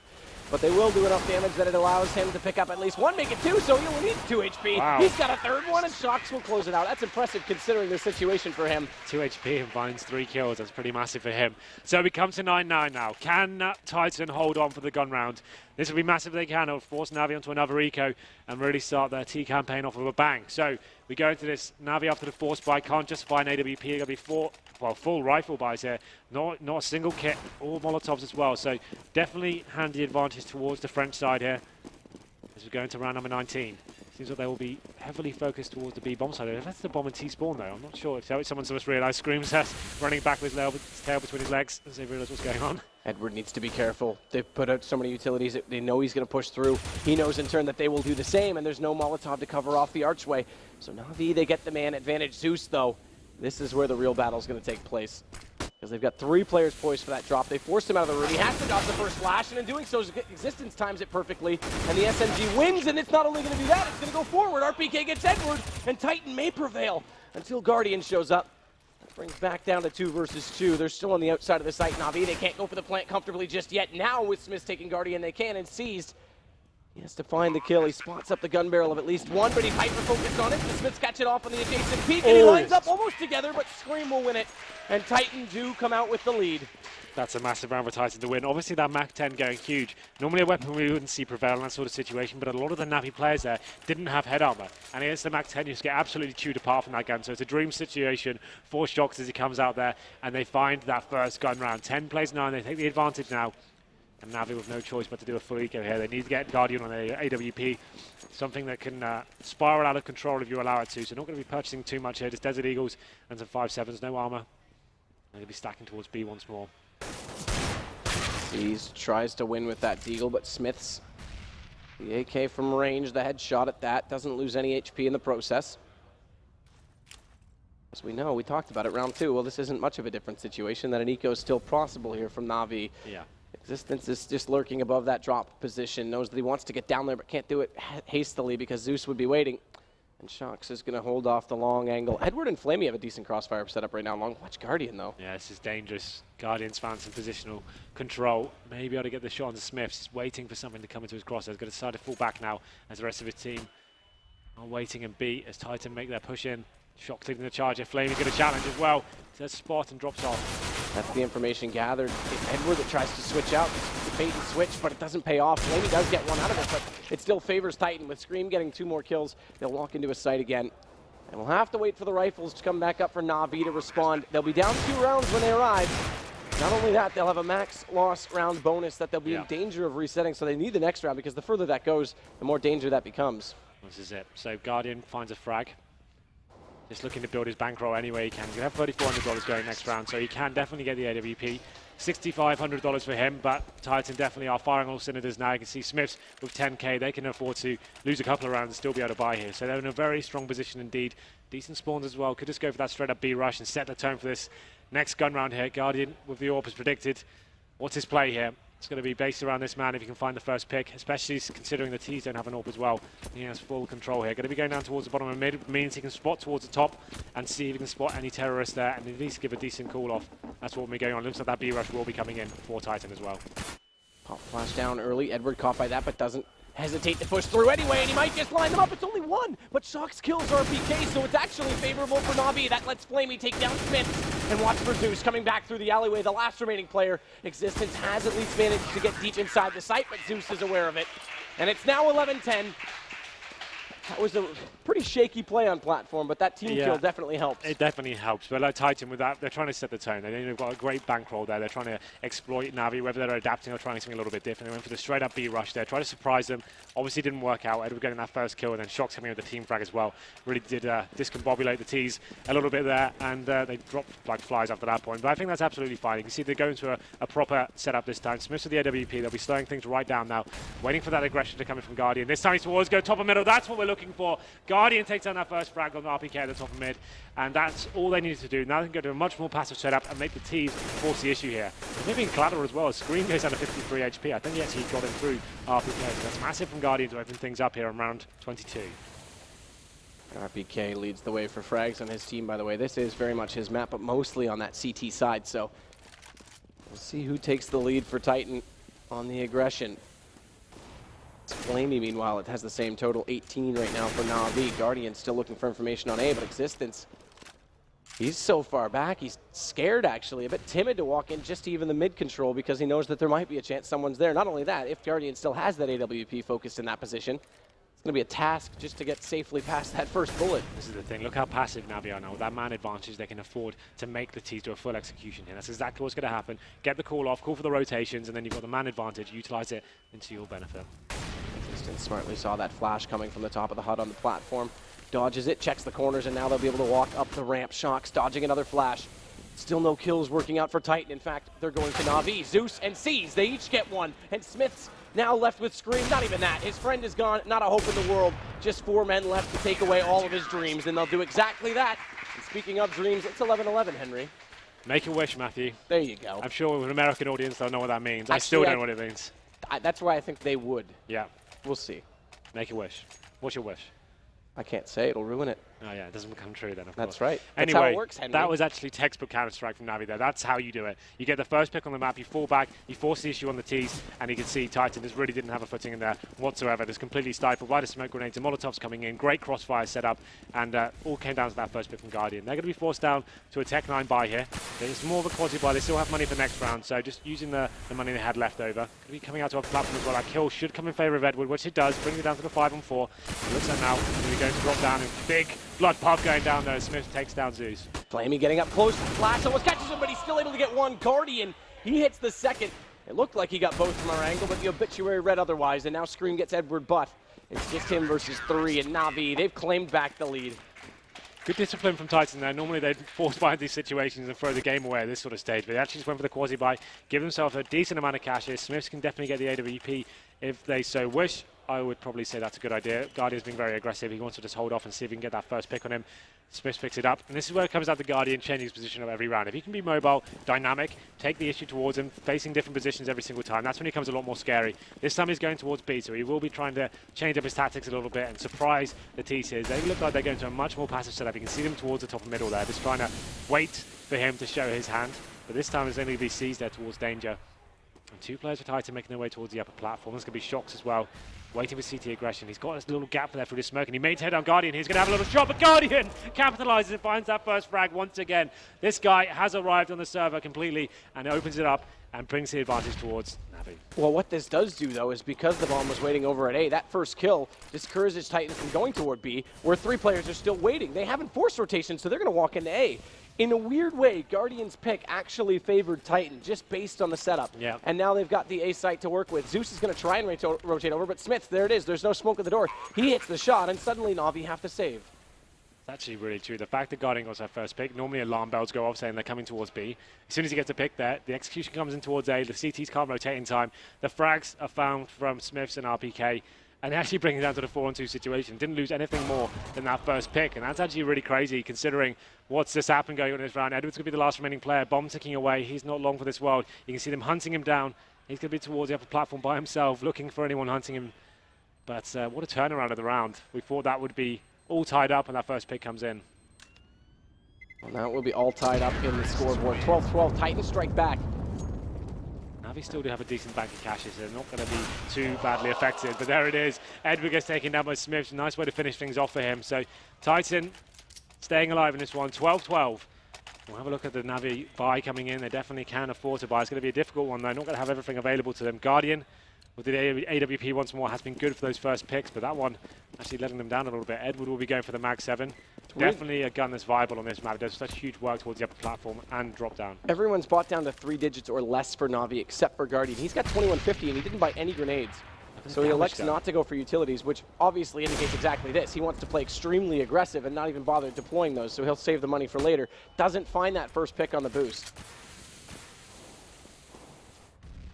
Seas now gets in danger. He'll wait for anyone to push forward. This is exactly what happened last time, is they had a player over here, but not the second man in A, so they actually managed to sneak in behind that player and plant as we saw, but this time it's going to be different. He's actually waiting correctly. Z's, he knows they're coming from either side. RPK wins the duel, but Guardian's closer. Guardian's lined up, but they cross over. Scream's made it by. He gets the second shot, but he has to run and hide because they're coming from both angles, and he catches the edge of the wall. So unfortunate, and now Smiths with that kill gives Titan another chance to get another round. Zeus comes out, covered by the smoke thrown by his own team.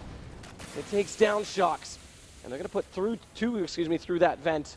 Fire's still deployed on the top of the balcony. Bomb will go down. It delays the retake further, but Navi, they've got a kit in the hands of Flamey, and now it's an even situation, 3 versus 3. And RPK low HP. Zeus finds the first one on existence. Smiths gets back into it.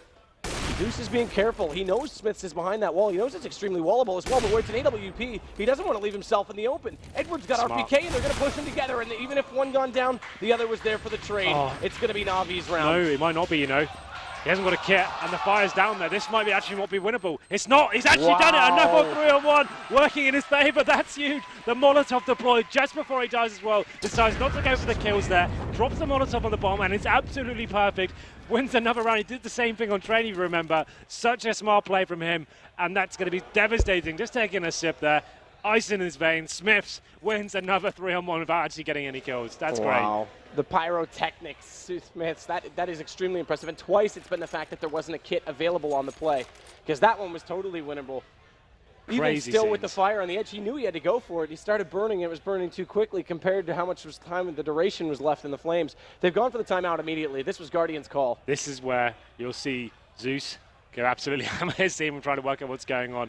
Who will win this match? Titan, 72% in their favor. So it's looking that way, to be honest, considering the money Navi have available. They did save a couple of weapons there. The rest of the guys on about 2K average across the board.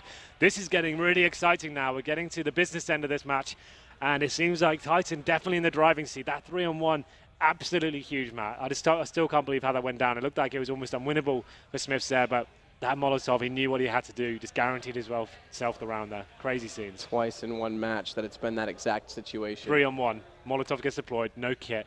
Just someone's smiling down on him there, and he gets away with it. So Navi trying to work out what they can do going into this round. Definitely on the back foot here. They've saved an AWP on Zeus, an M4 on Edward. The rest of the guys definitely can't buy up into this round, so some magic required here. If they do force them to this, lose it. They force up into this round and lose it, it's pretty much game over at that stage. They won't have anything to play with, Matt. So it's all to play for now. They need to work out how they're going to approach this. Consider this storyline as well. Navi, runner-up at the majors just last weekend. Literally in the final, the biggest tournament we do in CSGO. And Titan out in groups, as was the team that took down Navi yesterday, Mouse Sports. They've only won one map so far in this tournament. Pretty impressive stuff. Not only that, Titan has Shocks calling. So all of the analysts agree that, potentially there's not much hope for them, but really, I mean, right now they're just taking the fights, they're winning the duels, and Navi is struggling to control the map and any sense of imagination. Well, this will go down in history as one of the great classic series we've casted at this event. It's been absolutely back and forth, a real close affair, and it's just coming to the crescendo now as we are getting back into the game. Ladies and gentlemen, let's make some noise as we come back into it. We're coming to the end of this game now, as Titan are picking up the AK-47's existence on the Tech 9, it seems, and Guardian with the AWP. They haven't got much to play with. Max 7, 5-7 in hand. And no one going toward drop. That's unfortunate because Zeus was waiting with the Mag 7. We know that JW could make a shotgun work there. It's extremely powerful, but RPK, he's got the first one. It shocks, and RPK with 2. And suddenly Titan looks very good. Guardian, you never rule him out. He's got 2 himself. He comes back in with the repeat. And although the bomb goes down, Smiths will finally silence the biggest killer and the best threat Navi had. It's down to Seized, 1-on-3, and he is a long way away from this bomb site. No kit whatsoever. He's going to look for guns. Yeah, not really much he can do. This is the nightmare situation for Navi. They're only going to get $2,400 going into the next round. They force spot into that one. After this, they're looking down the barrel of series point here. So up against the ropes now, Navi. What is their play? CEVO with just a 5-7 in hand, wants to probably just save the head armor at this point. There's not really much else he can do. If he could find an exit frag, which won't be coming to him, that would be okay. But Titan, assertive play towards B, finding the entry frags and taking advantage of the money situation. He's just searching for guns at that point, too. He's going to run to everywhere there's a corpse, yeah. Okay, so he did well to actually get that, but look, there's the writings on the wall. $2,400 coming into their bank accounts. And Titan, 1 away from series point. I'm not really sure what the play is from Navi here. They obviously have to force by, I think. Well, they saved the AK, need to do something with it. Guardian with the scout. Yeah. It's going to be hard for him to do anything with that, considering the way Titan are playing right now. Absolutely. And he's going to head over toward B with that. It's going to be another 4-1 split on the defensive side. This time, fortunately for them, They've got the 4 on the right side of the map because everyone on, from Titan right now, rather, is committed to B. They had a really aggressive push as well from Seized. He was almost out toward the statue, the courtyard, on the opposing side of the map. That would have gotten all the information. Instead, he's going back. He doesn't want to go for the flank play, and it's going to be a heads-up fight. Guardian with the scout is able to take RPK. He hit him twice, in fact, but that allowed him to take Edward, and now Scream comes back in with 2 of his own. Suddenly, things looking very, very grim for Navi. As you say, it could be series point for Titan, not unless Zeus has anything to say about it. He'll take down Smiths. They know Shocks is still yet to be found, and they have a chance that it could be toward drop. So Zeus, he doesn't want to overcommit to this. He's going to wait and see if Shocks will show his face, but there's no reason for him to do so. He can just wait for his teammates to do the work. Bomb's not planted because, again, no mistakes want to be made, and Scream comes around at the end. It's 15 for Titan and only 12 for Navi. Just taking advantage of the money situation there. They knew that Navi were completely on the back foot, just went towards B. Simple play from them, smoking off the upper platform, getting in, forcing the issue, finding those entry kills as well. Puts them on series point. Navi need 3 in a row to stay alive here. They lose this game, they're out of the tournament, and that's such a crazy storyline going forward. But here we go then, round number 28. It's gone all the way. They're going to have 5 rifles. No AWP on Guardian this time. He's been definitely pivotal in getting those first picks. And what are Titan going to bring to the table this round? He's just going to wait as well in behind this smoke to try and catch them off. We haven't seen him play this angle. He's been playing from danger. This might work. One player already gone by. It's RPK. But is he going to spot him in that smoke first? He finally does. He's got the problem now that he knows they've gone up danger, so Zeus has to contribute. He has to get kills in the flash. That's not going to allow it. They've made it at least onto the site. Bomb will join. Flamey's there. Flamey, not enough. He's taken down as well, and it's down to Edward. Oh, look at the HP, though. It's still possible. The problem is the utilities will hold him out. This could be a massive clutch from Edward. He's got no kit. It's the same problem they've seen before. Smiths as well, keep in mind, is still alive. Fortunately not with a Molotov.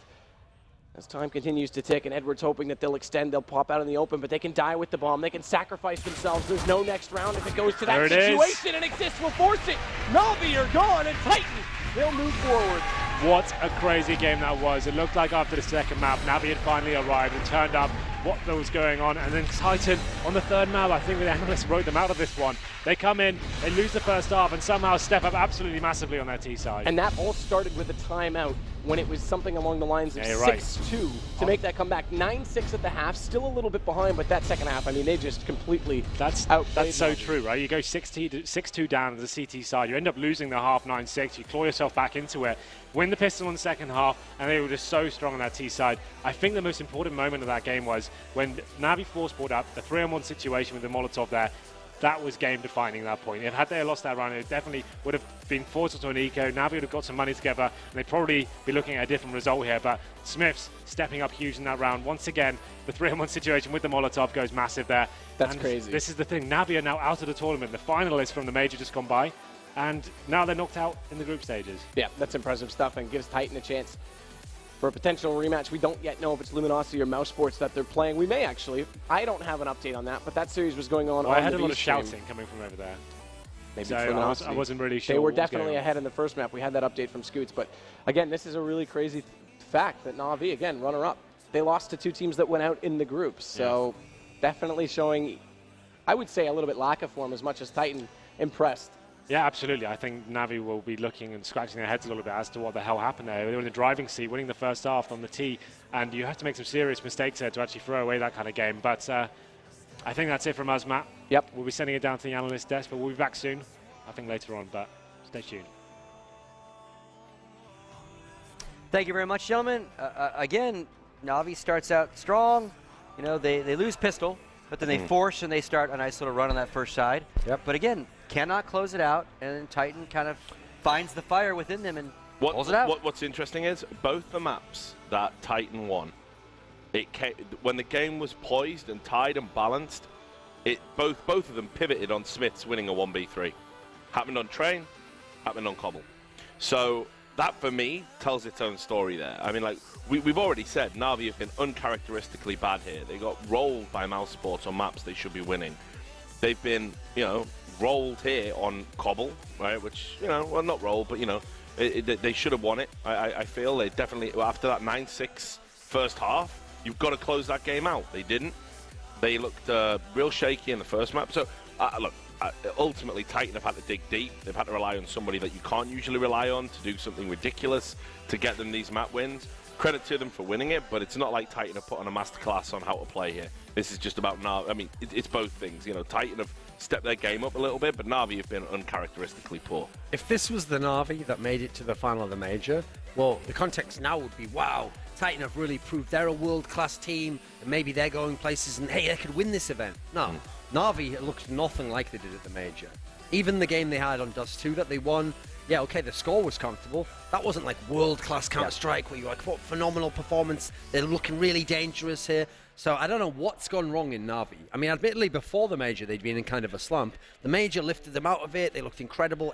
All the players at different times in the tournament had their moments. Now they look very, very poor. Sadly, Titan didn't look that great themselves. They had some good performances out of some of the lesser players, but you look at them going forwards and you say, if they're going to play against Luminosity now in a rematch, I mean, it's looking like it should be the same as before. Luminossity's looking fresh. They're looking good.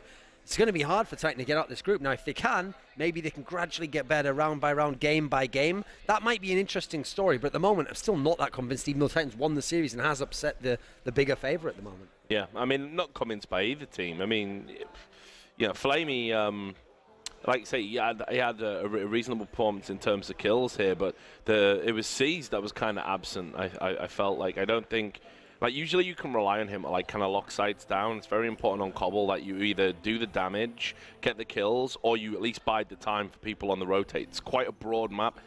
That didn't really seem to be happening. There was a number of times where the sort of T pushes from Titan, they were just getting onto sites kind of willy-nilly. There wasn't really a lot of resistance. They were able to get out and just be in advantageous crossfires as the CTs were rotating into them. That should never be happening on Cobble. That shouldn't be happening from when Navi are doing it. Their CT side's usually solid. So I will give Navi Titan credit, though. Like I said, coming into this, they still hadn't shown me anything on T side of Cobble. They did this time. They had some good work there. But again, that's what's so bizarre about the two map losses for Navi. Train and Cobble, they did really good work T side. You're thinking, right, strong team, close it out CT side. This should be doable. It should have been the easier side for them. But actually, it's on the easier side when they lose the game. So there's something's wrong with Navi at the moment. I mean, it could just be maybe the major was the massive overperformance, and they are still stuck in the mire of that slump. But it's so bizarre that it could be night and day just from one tournament like a week or so ago. yeah. All right, well, that's going to do it for us on this segment. When we come back from commercial break, we are going to be sitting down with Shox one more time for an interview from the stage. But then, our next match, again, going to be a crazy one, Dignitas Virtus Pro. Initial thoughts on that? You go first. I mean, after yesterday, suddenly, hey, maybe Dignitas can play here. Maybe they've got a chance. Seems unlikely they can win. It is still Virtus Pro. Virtus Pro is a team where, even if they played close on that map against Conquest, they just have so much in the locker on all the maps. They're so dangerous, and they've got such good players as well. So I think Dignitas is really up against it to try and win and get out in first place here. And if they don't get out in first place, they know, hey, we might be playing a Team Liquid rematch. That's losable. So you have to feel like they have to win this match right now. Okay. Yeah, I mean, just to sort of reiterate, I'm not entirely convinced by Dignitas. It took Pimp really stepping up, which hasn't happened a lot lately. Can he do that again today? Well, he's been inconsistent by definition for a while now. I think they've got some issues in terms of wondering where this roster's going to go. Almost feels like they just played a kind of a loose YOLO style against Team Liquid. I think if you do that against Virtus Pro, you're going to get wrecked. All right, thank you, gentlemen. So again, we do say goodbye to Navi. They seem to have the curse of the runner-ups happening, not only at CEVO, but certainly at the last major. Titan does move on, squeak on through, so they're still alive. Again, when we come back, Shox is going to chat about it.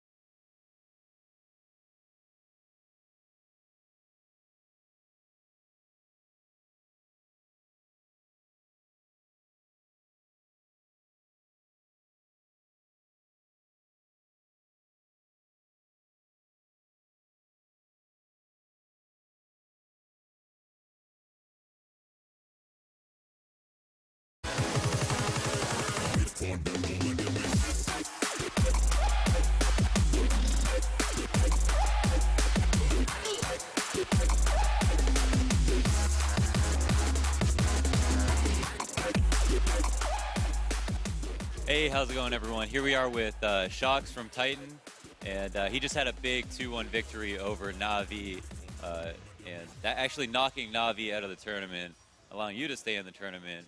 Were you worried coming into this match? Yes, of course, because it was like the last match if we lose, and we really showed a bad face yesterday, so I really didn't want just to go home with just to show this kind of off level, like it was really bad, so yeah, it was really like an exciting match, and I'm really happy that we are the winners. Yeah, awesome. So you started off on Train, and then you moved into Dust 2, and Dust 2 was so one-sided. I mean, I guess the play was bad. I mean, maybe take us through that, how you felt about the map itself, and how come it was so one-sided. The thing is, like, the map is good, like I love this, but I don't know, like, since few weeks we had some bad results on this too, but I was like just being like, okay, shit happens, you know, and just take it, and I was still thinking like we can be really good on it, and I guess it was just like a bad timing, and we definitely have to more practice on this too. So. Cool. So the other interesting thing is that you're calling. Is this the first event that you're calling, or did you also call at Cluj? No, it's the first time, yeah. Yeah, now you're not new to calling, obviously. You called for Epsilon, I'm sure, for a little bit. What is the reason, since you have Existence, who's, that's been his primary job for so long, what made you start calling, and do you enjoy it? The thing is, like, let's be honest, like, our results are really bad since we created the team in August, since we had the French shuffle, and by never passing the group stage or stuff like this, like, we need something different. I still think like Existence is the most good thing we can have as an in-game leader, but yeah, just try some different things, and for the moment what we want to do is like just making me as an in-game leader for like a short period of time to get some new energy for the team, and because it's different, so you have more challenge and stuff. So Existence put a lot of work and a lot of effort since few months, and I guess he needs some rest, because like in your head when you are working so hard and it just don't work, it's really hard for yourself. And I was feeling like it's hard for him, and I can help him by just taking his role for a short period of time. It can be good for the team, and it can be good for himself, so he can just take back a little bit from the game. But for sure, like, it's just a short period of time, and he will come back as the real in-game leader we need to have. Oh, okay. Interesting. So maybe what are the takeaways that he gets from you, or like what do you think you do differently than he does when he calls? Honestly, I don't really know. I guess he's more like tactics, and more like everything is normally planned. Like you have to do a lot of work based on the preparation and stuff. And me, it's more like more working on the instinct and the feeling in game. Like I can call anything if for me it's a good option. So sometimes it's just like, yeah, we never did it or whatever. But for me, when you are playing at a competition level like this, you should be able to adapt yourself anytime, anywhere. Right. Absolutely. Okay, so that's all very interesting. In your last map, or all the maps actually, towards the end, or the first and third map, were really close. You went, I think, 12-12, 13-13, going back and forth. At that point in Calbo, when it was like 13-13, I think you guys got a few entries at A. You won the round, and then Navi called a pause, a tactical pause. How does that pause affect you when you win a round, you have the momentum? Does that pause affect you negatively, or do you use that time that the other team paused to talk about your own strategies as well, or do you just stay calm and then think about the next round? Just stay calm, like I know like a lot of teams use the timeout sometimes because they need to speak, but also sometimes you have to break the momentum from the other team. So when a team like timeout like this, I just don't care, I just say like to everyone, like, just don't talk, don't do anything different, you will do the next round or whatever.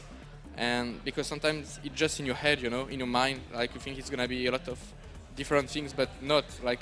And I already wanted to do a special one for this one, so the timeout didn't change anything. I did what I called what I wanted to do. All right, so the last thing I actually was curious about was, were you happy with the way that you guys played through and through? Do you feel like it should have been more one-sided? Do you feel like Navi played really well, or do you feel like they were kind of not playing so well, you were playing well? Like, how did you feel about both of you guys? I guess Navi didn't have their best level, honestly, and we still have lot of runs we lost like we shouldn't have, you know. And for example, for me, train, if we don't lose stupid run, like we could end this way before, like maybe 16-9 or something like this. Dust 2 was one-sided anyway, and Trouble is pretty. It was more hard, but still, I think we could end it more easy because it's always like when we lose a round, you know. Of course, there are some rounds like they did well and yeah, good game from them, but a lot of rounds we lost is because mistake from us.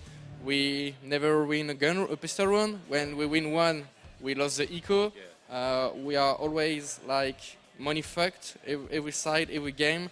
So it's really hard when you just start a game with being like 5 or 6-0 for the opponent, and you have to come back from there. And even if you put a run, if you don't put like 2 or 3 straight, you won't have the money, and you will be equal for like 2 runs more. So yeah, a lot of runs like we lose that. I think in the gun runs, we have really like good things, but we really have to work on the pistol runs and this kind of tight run, you know, like crunch run, 2-on-2, 2-on-3, like we lost, for example, the 4v2. And if we win this kind of runs, like we should have won more easy, I guess. But yeah, we definitely have to work on it. You'll take the win, right? Yeah, so I guess the last thing I want to say after just congratulating you for winning is, who do you feel is your toughest opponent now that you have knocked out Navi in this tournament? Who you planning for beating next? Obviously, you're going to take it to your next match, but who do you think is the strongest team here so far? Honestly, I don't know because I didn't look the other match, and I don't really care about it because I just want our team to perform well, you know, and it can be against every opponent. I just don't want any regrets or don't lose stupid runs because of mistake we should not do. I totally admit the fact, like, if we lose because the opponent is better, that's totally normal, but don't lose because you played bad, you know, like, I hate it. Well, absolutely. Well, thanks, man. Thank you for the interview. All right, that's Titan Shocks. Congratulating almost 2-1 victory over Navi, and good luck with the rest of the tournament, man.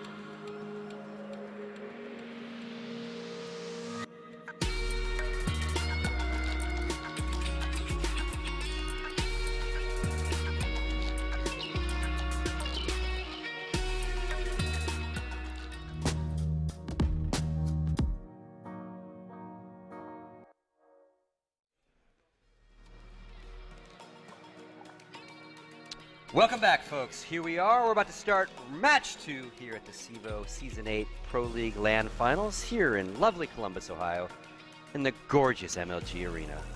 Gentlemen, I'm Sir Scoots, as you know. Thorin is with me. Richard Lewis is with me. Richard Lewis is with me. Quaaludes is with All me. the people. Blah, blah, blah, blah. Quaaludes, I got some Throwback Quaaludes to with the me. 70s with me. Yeah, I got some. That's what got Scott through the 70s. Yeah. I'm Quaaludes. Tiny Scoots. Leave me alone. I'm Tiny Scoots. All right, let's get into it. Group Correct, A. of course. Yeah, of course. Group A, this time winner match of Group A, so no one's going home quite yet. Both sitting there pretty. Got one loss to give away, but Dignitas meeting the defending champions, Virtus Pro. Go on, Duncan, you go first, because it's about Poland. I mean, the thing is, you look at the Dignitas team, they were a surprise to upset yesterday. They've gotten this far. Going against VP, the teams that were in the final of this tournament last time were the favourites to get back there again this time. Navi, great form. VP, an excellent team. It takes a great performance to beat them usually. You'd expect both of them to be favourites for the tournament. Now that Navi's out, VP in many ways, this is their tournament to lose. If they don't win this tournament, and that should start with winning this match over a Dignitas that hasn't looked good, then people are going to be asking questions about them. What happened to their form? What happened to the team that was beating TSM, that was beating Fnatic, that was looking so strong? They shouldn't be losing to teams of the caliber of Dignitas. Not least because you remember how Dignitas got the upset win over Liquid. They had like that weird train pick that was in their back pocket. There is no map Virtus Pro can't play, and they have all the customs in their back pocket. So I feel like everything's set for VP to have a very good win over the Dignitas now. So it's going to take some either epic failure from VP, which I haven't seen recently, or something incredible from Dignitas. So it'll certainly be interesting in that context. And that was the point I was going to make. Like, Dignitas beat Team Liquid predicated on the fact that they had this weird train pick, and it was like, it's not a map we're super strong on, but we know you're not strong on it as well. So they threw that Hail Mary pass and it landed. Now, if they think Train's going to dig them out of a hole against Virtus Pro, they're just going to get absolutely run over. So they can't do that this time. Now they've got to try and beat them more intelligently. And it's like I said yesterday, trying to find a veto that works for this Dignitas team against a team that's as well practiced and has such a deep map pool as Virtus Pro. I don't think there's a combination they can get in any veto scenario where it plays to their in their favor. So things are looking really bad. On top of that, Virtus Pro, look, that G2 esports thing, it's a bit of an anomaly if we're honest about it. You know, like there was loads of clutch moments and everything in that, and maybe that isn't going to happen. Virtus Pro were feeling pretty bad about how they did it at major, so they're going to come out and want to make a statement of intent here, especially with Navi going home. They're the #1 seed now. They've got to be the guys that have to win this. So, some notes though. Obviously, like you said, Virtus Pro's basically tournament to win if they keep winning. Certainly, but no, if Dignitas beats them, would they then, in your mind, become the favorites, or are you still looking towards a Mouse Sports Titan? I will say, if Dignitas can beat Virtus Pro in a best-of-3, it's definitely not impossible they can win the tournament, because to me, VP's an incredible team with a really deep map pool. So if you can get a best-of-3 win over them, you're going to be legit to some degree.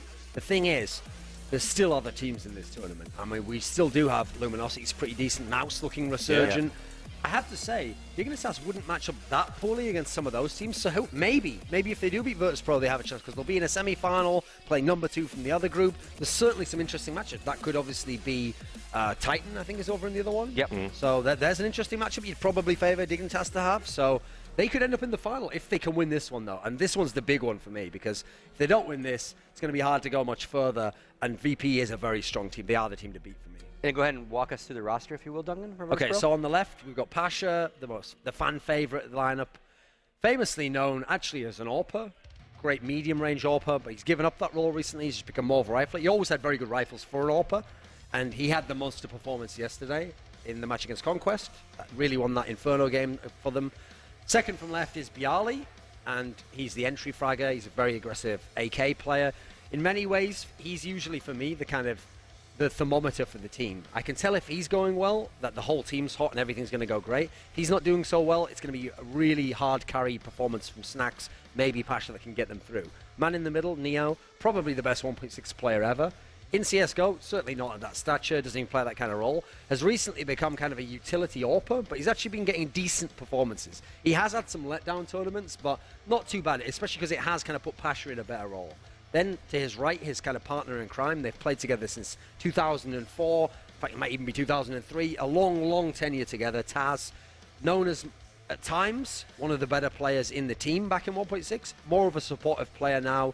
and we'll just have occasional moments where he'll come out with like the veteran smarts, like the great 1v2 or a single map, particularly if they play Train. It's a specialist map for him. And then on the right is Snacks, the best player in the team, one of the best players in the whole world, very consistent player, a player who's just got famously brilliant intuition in game, good with most guns actually. In fact, he can actually AWP as well. People don't know that. He does it sometimes. He doesn't need to most of the time. He's a fantastic rifle player. So that's Virtus.pro, one of the most dangerous attacking teams in the world, and one with the deepest map pool.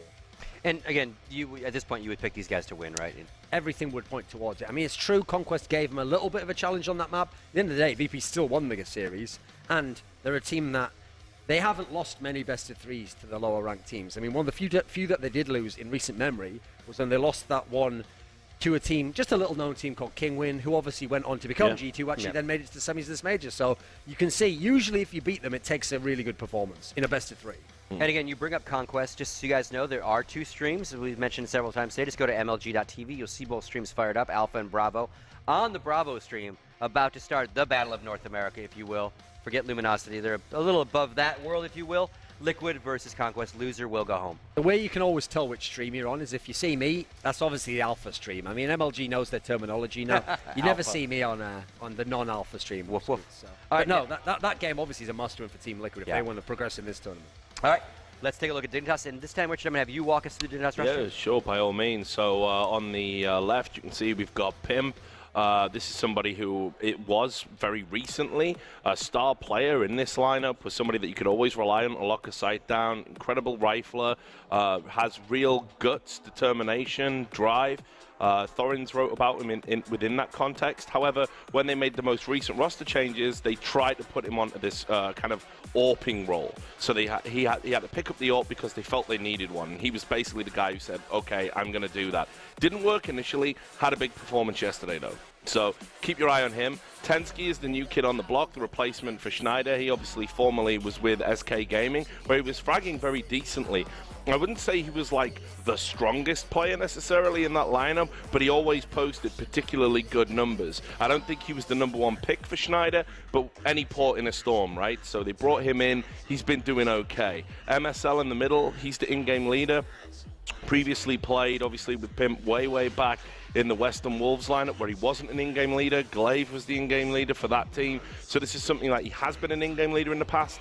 Bit of a strange player. Typically has pulled out some very good performances actually in terms of cobble and whatnot, but he's certainly not anyone you would rely on to sort of frag heavily for your team. A traditional in-game leader in that sense. Now we move on to sort of the young element of the team. Now you've got AZ, star player in this team without a shadow of a doubt. The strongest rifler, always posts good numbers, was heavily linked with TSM recently where he was maybe going to replace Zipnix. That move didn't happen. AZ stayed in Team Dignitas and since then has basically been in ELO hell. They haven't had a stable lineup. This is a guy who went to the major, did something like 60 frags in 2 maps. He's looking around, why y'all ain't help me, man? The rest of the team didn't show up to that major, but AZ did. So all eyes on him at this event. He's capable of actually dragging this team through a game like this, but he needs those major level performances. And then finally, this is the guy who has all the question marks about him, Kiebi. A phenomenal talent, somebody that's been in the team for a while, has been settled in, but historically goes missing in big matches. And people know this now in the professional scene, and they like to isolate and bully him. So on certain maps, his performance can be absolutely crucial. I would say especially on a map like Cash, where he's holding that squeaky door area, sometimes he just gets isolated, bullied, posts bad scores, and Dignitas lose the map. So there you go. They're the Danish dynamite that need to sort of beat Virtus.pro here, which, by the way, I don't think will happen. Okay, and before we get to true predictions, let's get you've already said, doesn't matter what, like Virtus.pro was going to play them all, but thoughts on what maps are going to get dropped by Dignitas and picked, for that matter, by the teams? Very interesting, because as we saw yesterday with the veto against Team Liquid, it doesn't look like Team Dignitas even know themselves what they want to do. They're trying to outthink their opponents rather than picking maps that they're strong on. Put it this way, I don't even think they'll have the option to pick Train, because that's one where if it's left up, VP might just straight pick that map. Yep. Your VP, their traditional drop is Dust 2. Might still stick with that. The big concern for VP, though, is will Dignitas dare Cash? Because the one other map that VP don't really like is Cash at the moment. And that's one that, if I'm Dignitas, that's what I might try and do, actually. I'm not going to pick Train. It's already going to be a death sentence if I do that. I might try and pick Cash, though. Again, just trying to pick a weird map. Maybe not even a pocket pick there, but just something that you know they got something weak about them on. Yeah. Try and exploit that. The other one, I think you're kind of in a tough situation. I mean, luckily, if VP picks Train, you're not going to win it, but at least I guess you bedded in on that. You played it yesterday. You think you know what you're going to do. You have to believe you have a chance. You won't. They're incredible on Train. Third map, I mean, again, for VP, they can go anywhere on that. If it comes out as a cobble, they're fine playing that. Comes out as an overpass, they love overpass. It's hard to find maps for VP that are going to be bad. I mean, Mirage, I think they obviously love to play. would hope the randometer would bring them up something like an Inferno, where we've seen chance, I Virtus think. Pro being shaky. Dignitas have done it. Now, there's no doubt in my mind Virtus Pro will ban Dust 2. You're going to take that away. They don't like it anyway. They're going to take it away from a Danish team that, you know, they can play Dust 2. They've had good results in the past, sure, not with this lineup, but historically. So I think Dust 2, it's a given that is gone. So we got a player matchup here, Thorn. Thoughts on Pimp versus Pasha? I mean, just from yesterday, you'd say this should be a premier matchup. These are the two players who obviously can do a lot of work. They were doing very good work for the team yesterday. In more recent times, what's funny is 3 to 4 months ago, Pimp would be getting by far the better end of this, would be performing much better. More recent times, Pasha started to come into his own again. We're seeing big performances, not just yesterday. We saw them in the past in some other tournaments. He's started to become more of that star player, whereas he'd faded a bit before. He was one of the players who was slacking a bit for VP, so he's gotten a lot more consistent. He's adapted to the new role. Neo maybe hasn't come out so well on the opening side of it, but Pasha definitely has gotten settled in as an aggressive rifler. And what's funny is, if anything, putting him on the rifle in some ways has worked, because as an AWPer, he sometimes was a little bit too aggressive on CT side anyway, and tried to push up really close and make these highlight plays. Give him a rifle, you're allowed to do that at that point in time. You've got a license to do so. People, sorry, go on. I was just going to add, people might find this hard to believe, but Pasha historically was never really deemed to be a smart player. And by that I mean you think through what you need to do. He was always an instinctive player. And that was for whatever logic he had in his mind, if he could see something that maybe no one else could, he'd go and he'd try and do it.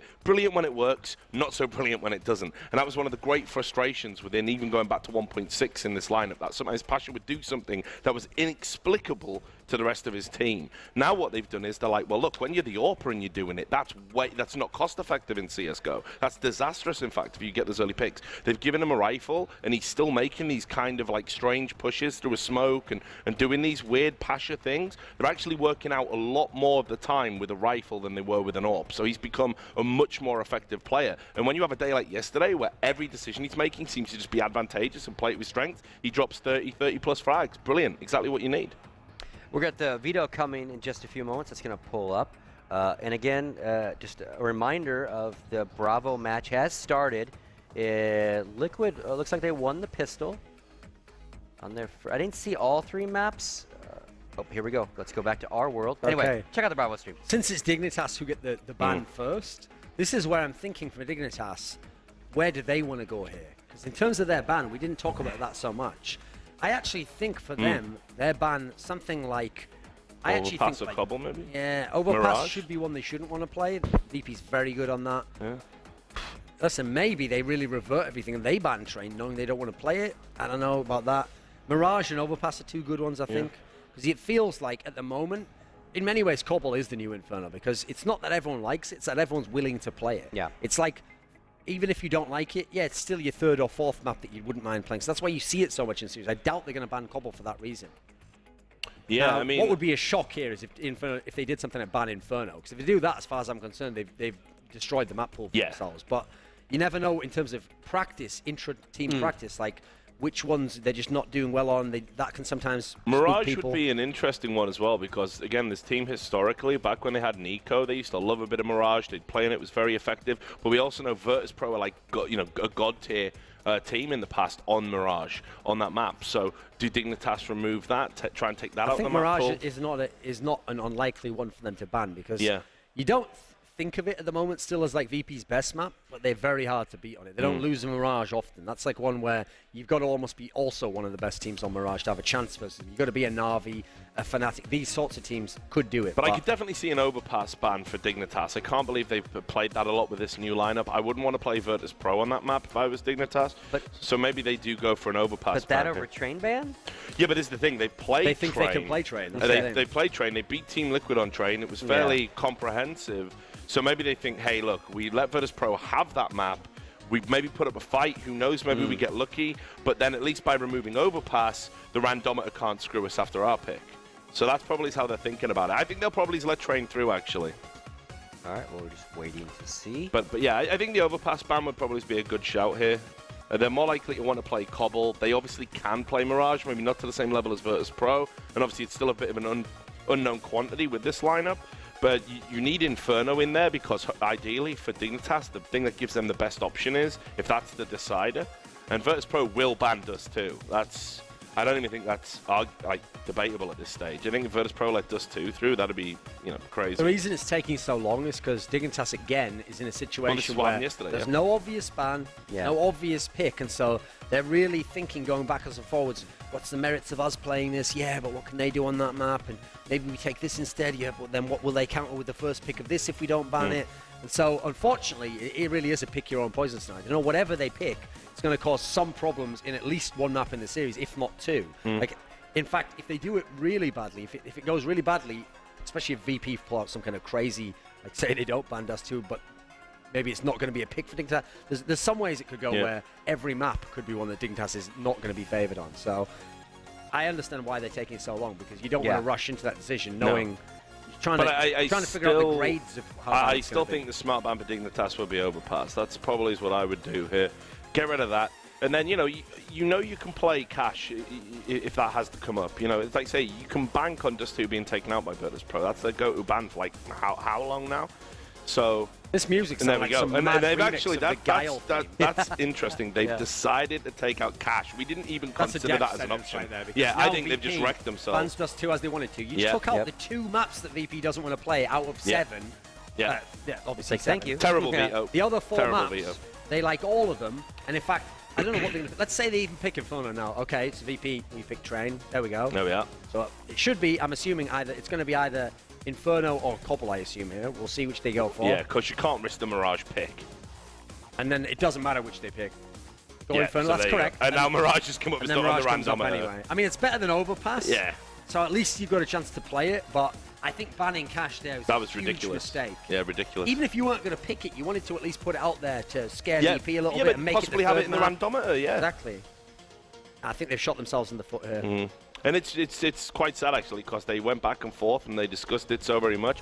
Maybe they've got something up their sleeve. Maybe, that there's something that we don't know going on. But ultimately, that looks to me like a very poor veto. And this is a scenario where it feels, okay, maybe Inferno, perhaps in Mirage they can do something. I think Train is going to be extremely difficult. VP is one of the only teams I've seen who legitimately, consistently could win both halves of Train. They can get 8 or 9 T rounds on you, and then they close you out. They can put up 10-round type performances in other games on CT side. So you're really in a lot of trouble when you play them, and that is another map that Snacks just goes crazy on. Yeah. So, Richard, starting with you, predictions. I got to say 2-0 to Virtus Pro. I mean, Train, that won't even be competitive, I don't think. Sure, they beat Team Liquid on it. Team Liquid and Virtus Pro, two very different prospects. They're going to run over them on that. I think that'll be something like really comprehensive, like 16-5 or 16-6, something like that. And then, Inferno, maybe Dignitas can keep it close, keep it competitive. But it's not like Virtus Pro can't play that. It's not one of their, top-tier maps. But they're still more than capable of beating Dignitas on it, especially when they've got the momentum going and the plow starts. So, yeah, 2-0 all the way. Virtus Pro, for them, Inferno is like I said, Bialy's kind of the barometer of where the wind's blowing. That Inferno is their plow check, as it were. Like if the Inferno's going, that's when they're just in plow mode and they're going to wreck you anyway. So a lot of the Infernos they win aren't their pick. It's where they win the other map, the first map, then they win your map. That's Inferno. I think they're going to do that here. I think they're going to smash Train. I think they're going to win Inferno, which can be close, but they're going to win it anyway. So 2-0. 2-0 for me, VP. And again, to just turn it on the side, what has to happen for those predictions to be incorrect? I mean, first and foremost, for Dignitas, you better have all the stars going. It better be Pimp going crazy. You better have AZ at his absolute best. You probably need more than that. I'm going to say I think it's Kirby, actually. Because I think it's a given at this stage. We can say AZ's going to turn up. If Pimp continues the form he had yesterday, great. But it's Kirby. Because Virtus Pro know how to isolate and bully players. This is the team you don't want to play if you're someone like Kirby, who's maybe a little bit nervous, a little bit introverted, starts worrying about the scoreboard. So I think Kirby's the guy who's really got to hold his nerve here and needs to put in a mature performance for his team. I don't think he will, because there's been nothing historically to suggest that he will. But if he does, maybe they can keep it respectable. But even then, this is Virtus Pro series to lose all the way. I mean, yeah, Dignitas want to keep it respectable. VP's a team who's going to have no respect. Yeah, exactly. They're going to bully them if they get a chance. Yeah. So you know, it's you got to bet. You got to bet on the polls here. All right, so just waiting for the players to ready up for the final push. Again, just a reminder, folks, because we're kind of trying to watch both here right now. Team Liquid is up 6-0 on Train against Conquest. So, and the CT side doing what they're supposed to do is on the Bravo stream, so definitely check that out. Get the dual stream thing going, if you will. So, again, in the sense of Dignitas, how much, you know, they lose Schneider, recently at Tensky, but then immediately have to go to a major, then immediately come here. So do you think any of these kind of obviously wacky map choices, or not the vetoing ones, lead into maybe his hidden strengths as a player? That's always interesting. I do always say a single player can actually change the maps you're strong and weak on, because obviously maybe he's weak on a map you were better on, and now you can't play a spot that he's supposed to fill in for. Likewise, I mean, you've already seen it on Titan. Just adding shocks alone actually changed them into a team that wanted certain maps and were going away from other old strengths like Cash, etc. So it's interesting how it can vary. I'm not so sure in terms of Tensky himself. Yeah, well, one of his strongest maps was Cobble.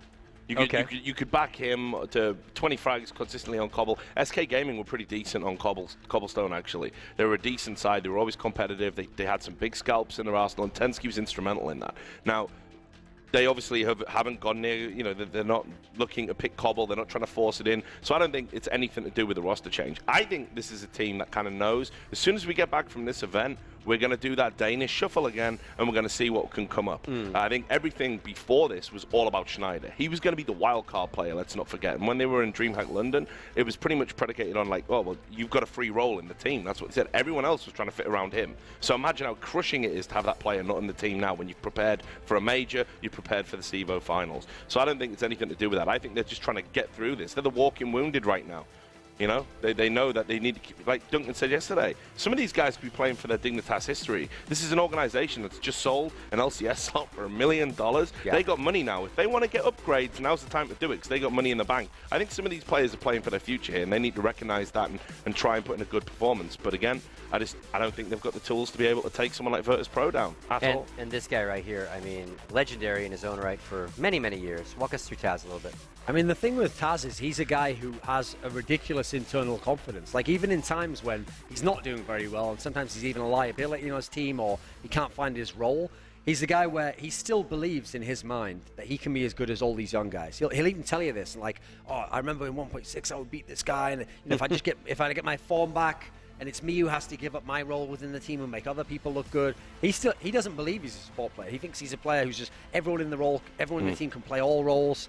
So he's a very confident guy. But where that shows is when you play these lesser teams like this, he's not necessarily going to respect Pimp, because Pimp's a star player in theory. He's just going to go, I can beat that guy. Okay, yeah, maybe Olafmeister can kill me, but I can beat these young guys. And crucially for this series, his specialty map is Train. He's very good on the CT side of this map, and that's what we're going to start the series with. So he's got a chance to just get rolling right away. And then what's the second map? Inferno. That's the map that Pasha went ham on yesterday. Like 35 kills or something. So you put these two guys out there on two of their best maps, and it's going to be a bad story for Dignitas. Yeah, I mean, Pasha had that big performance. Of course, obviously there was those overtimes in there, but they pretty much closed it out thanks to him. So that does show that they're obviously not super strong on Inferno, but they still got the job done against a very weird side that had this pugging style they probably weren't used to. I think they'll be feeling a lot better about playing Dignitas. I think they'll have a much better handle on how they're going to play. I think what will happen is, Richard, the Danish guys, they'll be looking for their dignity after VP get that ass. That's pretty good. That's pretty good. He's been thinking about that one. He's been thinking about that one the entire time we've been doing this. Just trying to figure out how to sneak that in. It's just a gift, you know. Yeah. So one thing that's always impressed me with the core of Virtus Pro, and Taz always talks about it, like, we yell and scream at each other, we fight, we argue. Like, these aren't, they're mates and they're buddies, but at the end of the day, they have no problem like yelling and screaming at each other to try to fix problems. Right? I think they need that. They're that couple, okay, where they have those arguments all the time, but it's that like fire, it's that passion that actually makes their life worthwhile. You know, they want to get over the breakup so they can get back they can get back into that fiery relationship. I think they'd get bored if it really was just 5 guys who got along really solid, and they were like, "Oh, we tried the tactics this game, it didn't really work out." What would they be? What would they do to boost the morale there? What would they do to change things up? At the moment, they have explosive players, and it's reflected in their personality as people and how they approach the game. So it is true, Neo and Taz are pretty chill now. But they know that some of the other guys are fiery or have a very stubborn mindset, and so they almost have to do that to balance it out. If Taz and Neo are the mummy and the daddy, this is their honor student child right there you go, because Snacks is absolutely off the chain. He did have a little bit of a slump, went to ESL Dubai, was the best player out there, just absolutely wrecking people, and since then he's been in this incredible mode of form. I mean, even at the major, where obviously the team hasn't done too well, Snacks is on point. So this is a guy that when you talk about star players, he's got the lot, okay? So he can post big numbers consistently. He can do things that maybe aren't spectacular, but he gets the numbers. He's got such great spatial awareness. He uses smoke smarter than anyone in the game. And on top of that, you need a secondary AWPer. All right then, sound, I can pick that up. I can do that. He can do anything. And right now, it's no coincidence that Virtus Pro have been in this, up until the major, a good run of form. He was the driving force behind it with Snacks. And now switching gears to the other side, obviously AZ. Walk us through him a little bit. I mean, even when Dignitas first got this run, which actually was initially triggered from getting MSL, where Fetish went out, MSL came in, they got this more tactical style. Yes, we knew Pimp was good already. He had established himself, but really it was AZ's arrival which changed the game up. Now suddenly they had a second star, and with 2-star players, you're always going to at least be in with a shout to upset people and play well. So he has to play well at the moment with the way the team's going to make up for some of those guys, Tensky, Kirby, if they want to beat a team like VP. All right, thank you very much, gentlemen. It is time. The map is trained. Your casters, there you go. Helium and Launders, take us through map 1. All right, we will do that for you. Here we are on Train. VP starting out on the T side, Dignitas on the CT side. There's Taz with a bunch of utility and some decoys in play here from VP. 4 Kevlar's on everybody else. And the bomb is down. They're spread out. It looks like they're going for picks here, Launders. Yeah, we got the 4-1 outside, so as long as VP don't rush, this might actually favor them. Ooh, a lot of damage already taken by Kirby. Deliver from those 2 men at Ivy for VP. AZ now going to take a look with those USPs, try to hit those shots, but can't quite get them in. So backing off, they'll probably go scoop up the bomb. And those decoys went down. The decoys didn't really seem to force any rotations. Maybe just getting in some shock and awe, get in their heads, a lot of noise. Yeah, what's pretty interesting is that they split up into a complete default on a map where it's so hard to get in without a full execute, and have actually done quite a bit of damage, but here they are. Yeah, getting into the outer yard. Tensky's going to be the first one to grab a kill. AZ here from Z, standing his ground. There's Bialy. They continue to push. Pasha take it down as he peeks off the green train. AZ going over for more, but Bialy to deny him. He'll be traded out by Pimp. Now just Taz, 1 versus 3, all alone with that Glock. So he's got the ammunition to do it, but Pimp hits the headshot. Now, VP put that round, at a little bit of, hey, let's take this risk. Split up, try to get a kill in either Ivy or if someone pushes ladder, and just hang out on a default, make sure they're not doing anything too aggressive too quickly. And what that allowed them to do is do some extra damage, get a little bit of info, but not so much. And when they split up to go back to outer, they were still facing that 4-1 that Dignitas stood strong with. I think the only thing that would have worked as a complete counter strat would have been a rush inner. Yeah, and they, failed to get that kill. They did get that goosh over Ivy, did some damage, but the Dignitas players survived. And they held the yard. So VP into this one, going with a lot of deagles and armor, so pretty expensive force buy. And Bialy just going for deagle smoke, so some utility there. Neo with the P250. He will spot MSL, who was very, very good on the inner bomb site in yesterday's match against Liquid. And again, he's gone for the MP7, that 1 submachine gun on the side of Dignitas. VP still taking it slow. Pasha about to come out of Ivy. He generally holds his spot on CT side, seems to be working it on the T side as well. You can't best Kirby though, as he's got the FAMAS. Here comes Bialy, he gets the 1 dig on to Tensky, who is playing out in hell there. So 4-on-4 for the time being. VP would like to push forward to the bomb site, having difficulty getting out of ladder. Neo with the deagle again, and every time the deagle chimes a kill, the crowd answers as well. There's another headshot, MSL is down. Easy from up top, CT having it, the deagle. That's 3 right now for Neo. He'll have to get the 4th to win it. He's going up against Kirby. Both these guys are pretty low. Yeah, going back to get the bomb is actually pretty interesting. It might give him an advantage because Kirby's going to think somewhere else, but no, it is outer. And he's standing strong. I'm not sure he could hear footsteps from that far away, but was fully aware of the potential of an outer plant and actually denied it. You know, Neo did cause a lot of damage that round, getting those 3 kills, and that will hurt the economy of Dignitas, who I think spent a little bit more money than just 1 or 2 rifles. Now have they have 4 rifles, only 1 MP7. Right. So every kill is that much more important. And here we have another force up, actually. No plant and an armor last round. Very unorthodox, and I think they're expecting Dignitas to light by here and expect to get some free Glock kills, and that might be a perfect exploit for them. And wow, an AK goes down. Yeah, MSL with an MP9 getting close over the smoke. He'll take down Taz. Still around. Does he have any support? He doesn't actually. He's alone. Pimp is coming as fast as he can. Snacks takes down MSL. AZ's on the flank actually with the other MP9. He finds 2. USP's pulled out. Snacks though, he's got a Tech 9. 1 versus 3. Galil and Bomb on Snacks. Got a lot of work ahead of him. There's those 2 rifles on Kirby and Tensky that are still up, and of course Pimp. He was quite good on train yesterday with the scoped weapons. And we talked about the potential of Snacks with the smoke and a flash in his hands. He's so great with that utility, but he isn't a 1-on-3, and even though he has 50 seconds left, I mean, it's really easy for Dignitas on this map to play just basically rotator spots and hang out and wait to trade. Now we have 1-man inner. He's got all that info pushed all the way across the upper, and it's up to Snacks to find a first frag to open up this round. This is going to be tough. You got Tensky sitting in Z connector right now. Kirby is basically right above him in CT sky, so for Snacks, I think to get any more than just 1 kill is going to be pretty difficult. Pimp is far away though. Snacks, he's going to go for the bomb plant. They need that money. VP have been forcing up. Probably not even going to be able to get much of a buy in the next one. And yeah, just trying to get to a better position, but Tensky stops him from rounding the corner, and he gets that defuse. So 3-0 for Dignitas to start off train. Yeah, there's the type of play you make in a 1-on-1 and then one you make in a 1-on-3 like that. And he got the bomb down. He would have ideally liked to have killed 2 people before he could plant, or at least just 1. But instead, because he got the plant, had to make a risky play, try to get away from the action so that he could get the best after plant spot he possibly could, instead of kind of jumping through a smoke, taking a fight 1-on-1 only to get traded immediately. So that's why we saw him do that. And I guess what's fortunate for Virtus Pro is that he was able to get a plant. I mean, 3 people on the site, I mean, 2 people really close to him. It meant that it was very unlikely if he came from anywhere else but Ivy. Yeah, so that plant is very, very nice. They'll have rifles, a full-on rifle round in the next one. For now, it's just the Tech 9, some utility. Probably just hoping to cause some damage. Maybe get that bomb down. Help out your round 5 chances. Although Dignitas, you hear that Deagle. You know, Neo just reminded you that the Deagle is very dangerous a round or 2 ago. So they might not want to peek. Dignitas can just sit tight with their crossfires here in the outer yard. Definitely making their presence known, but only a couple flashes to their name. They're split out like they were on the pistol round.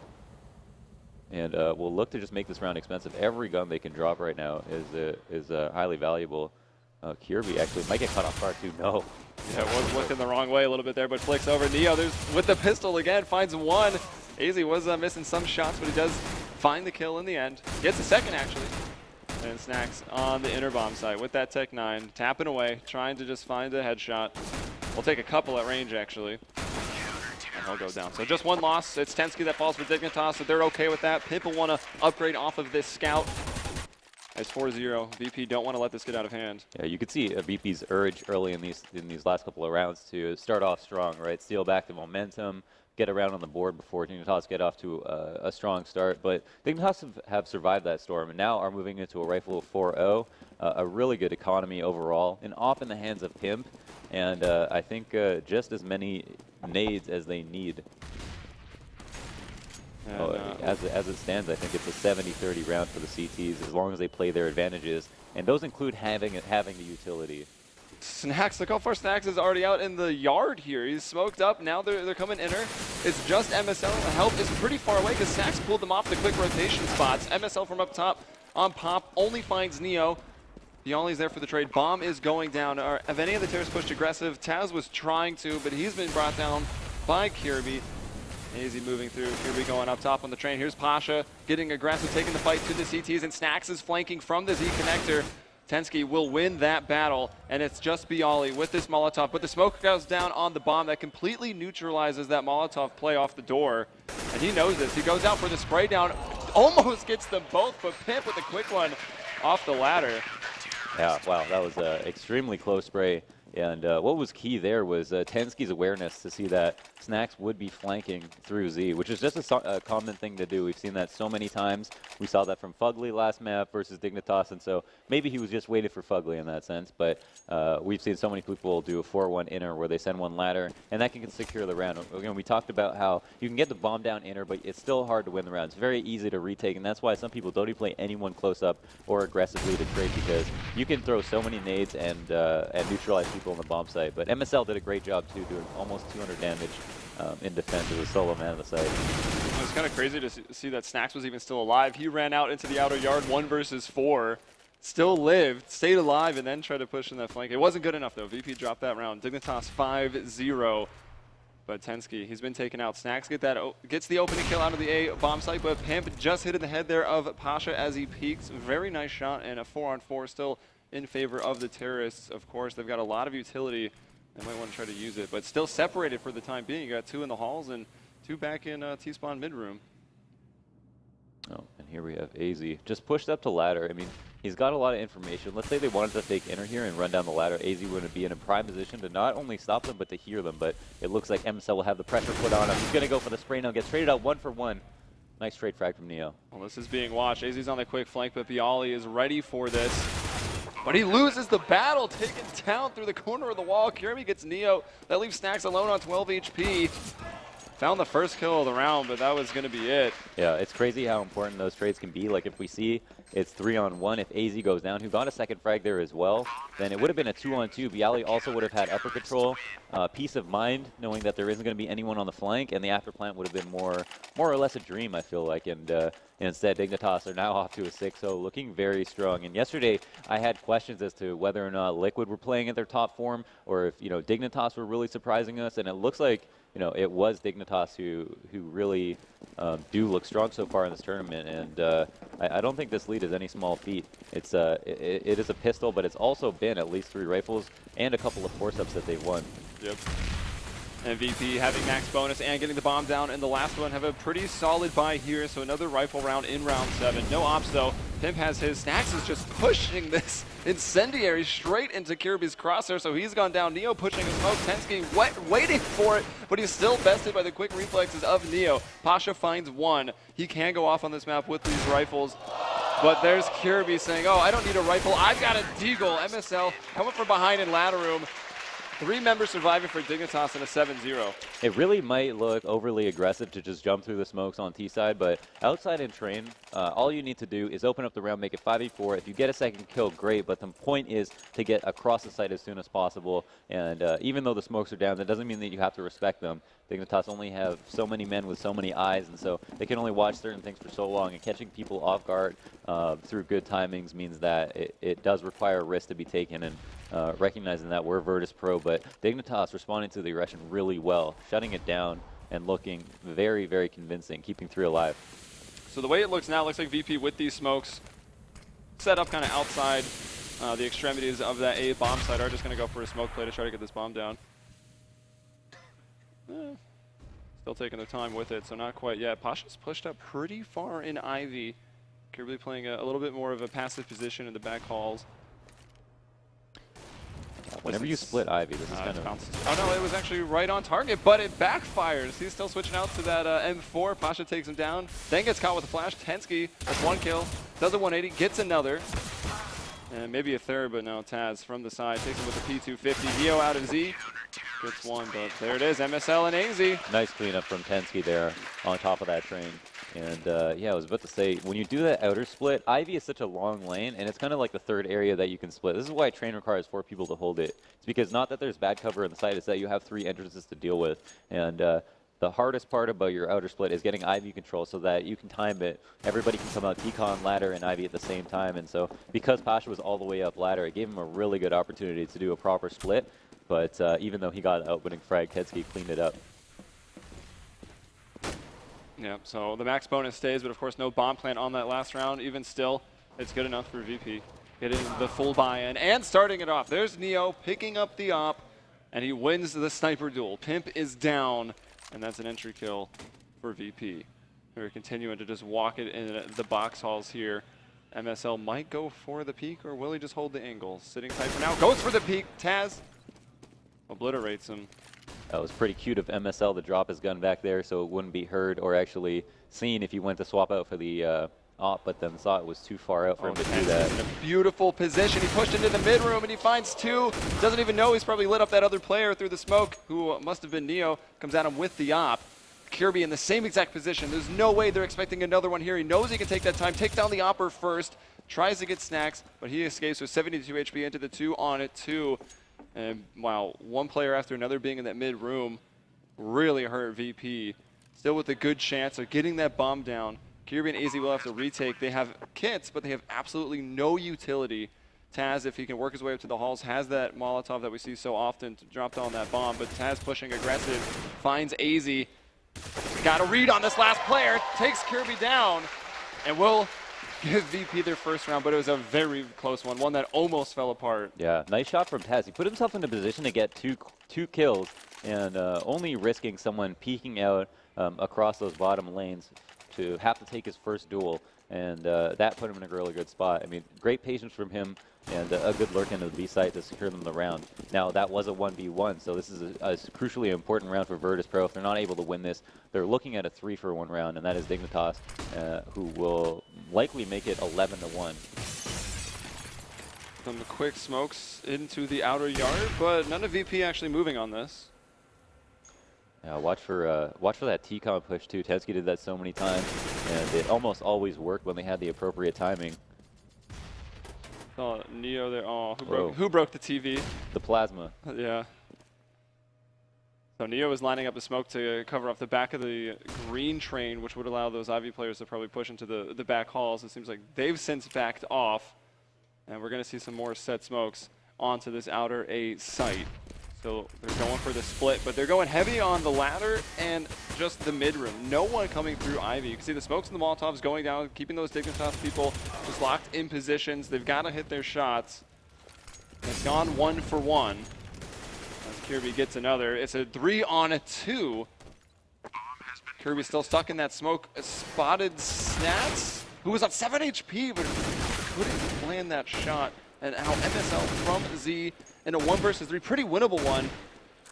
I don't think VP will give him the peaks, but these guys are really, really low, and MSL low himself on 12 HP will just run away. Yeah, all that information was had on the outer site, and Virtus for a win, just a crucially important round. And again, even though Dignitas could have been up 11-1, like there would still be the potential for an 11-4 half. And the thing is about the T side is that if you give up a couple of rounds, I mean, it can really get ugly for you if you don't have a stellar T side yourself. And yeah, I mean, Virtus Pro do come away with that saving.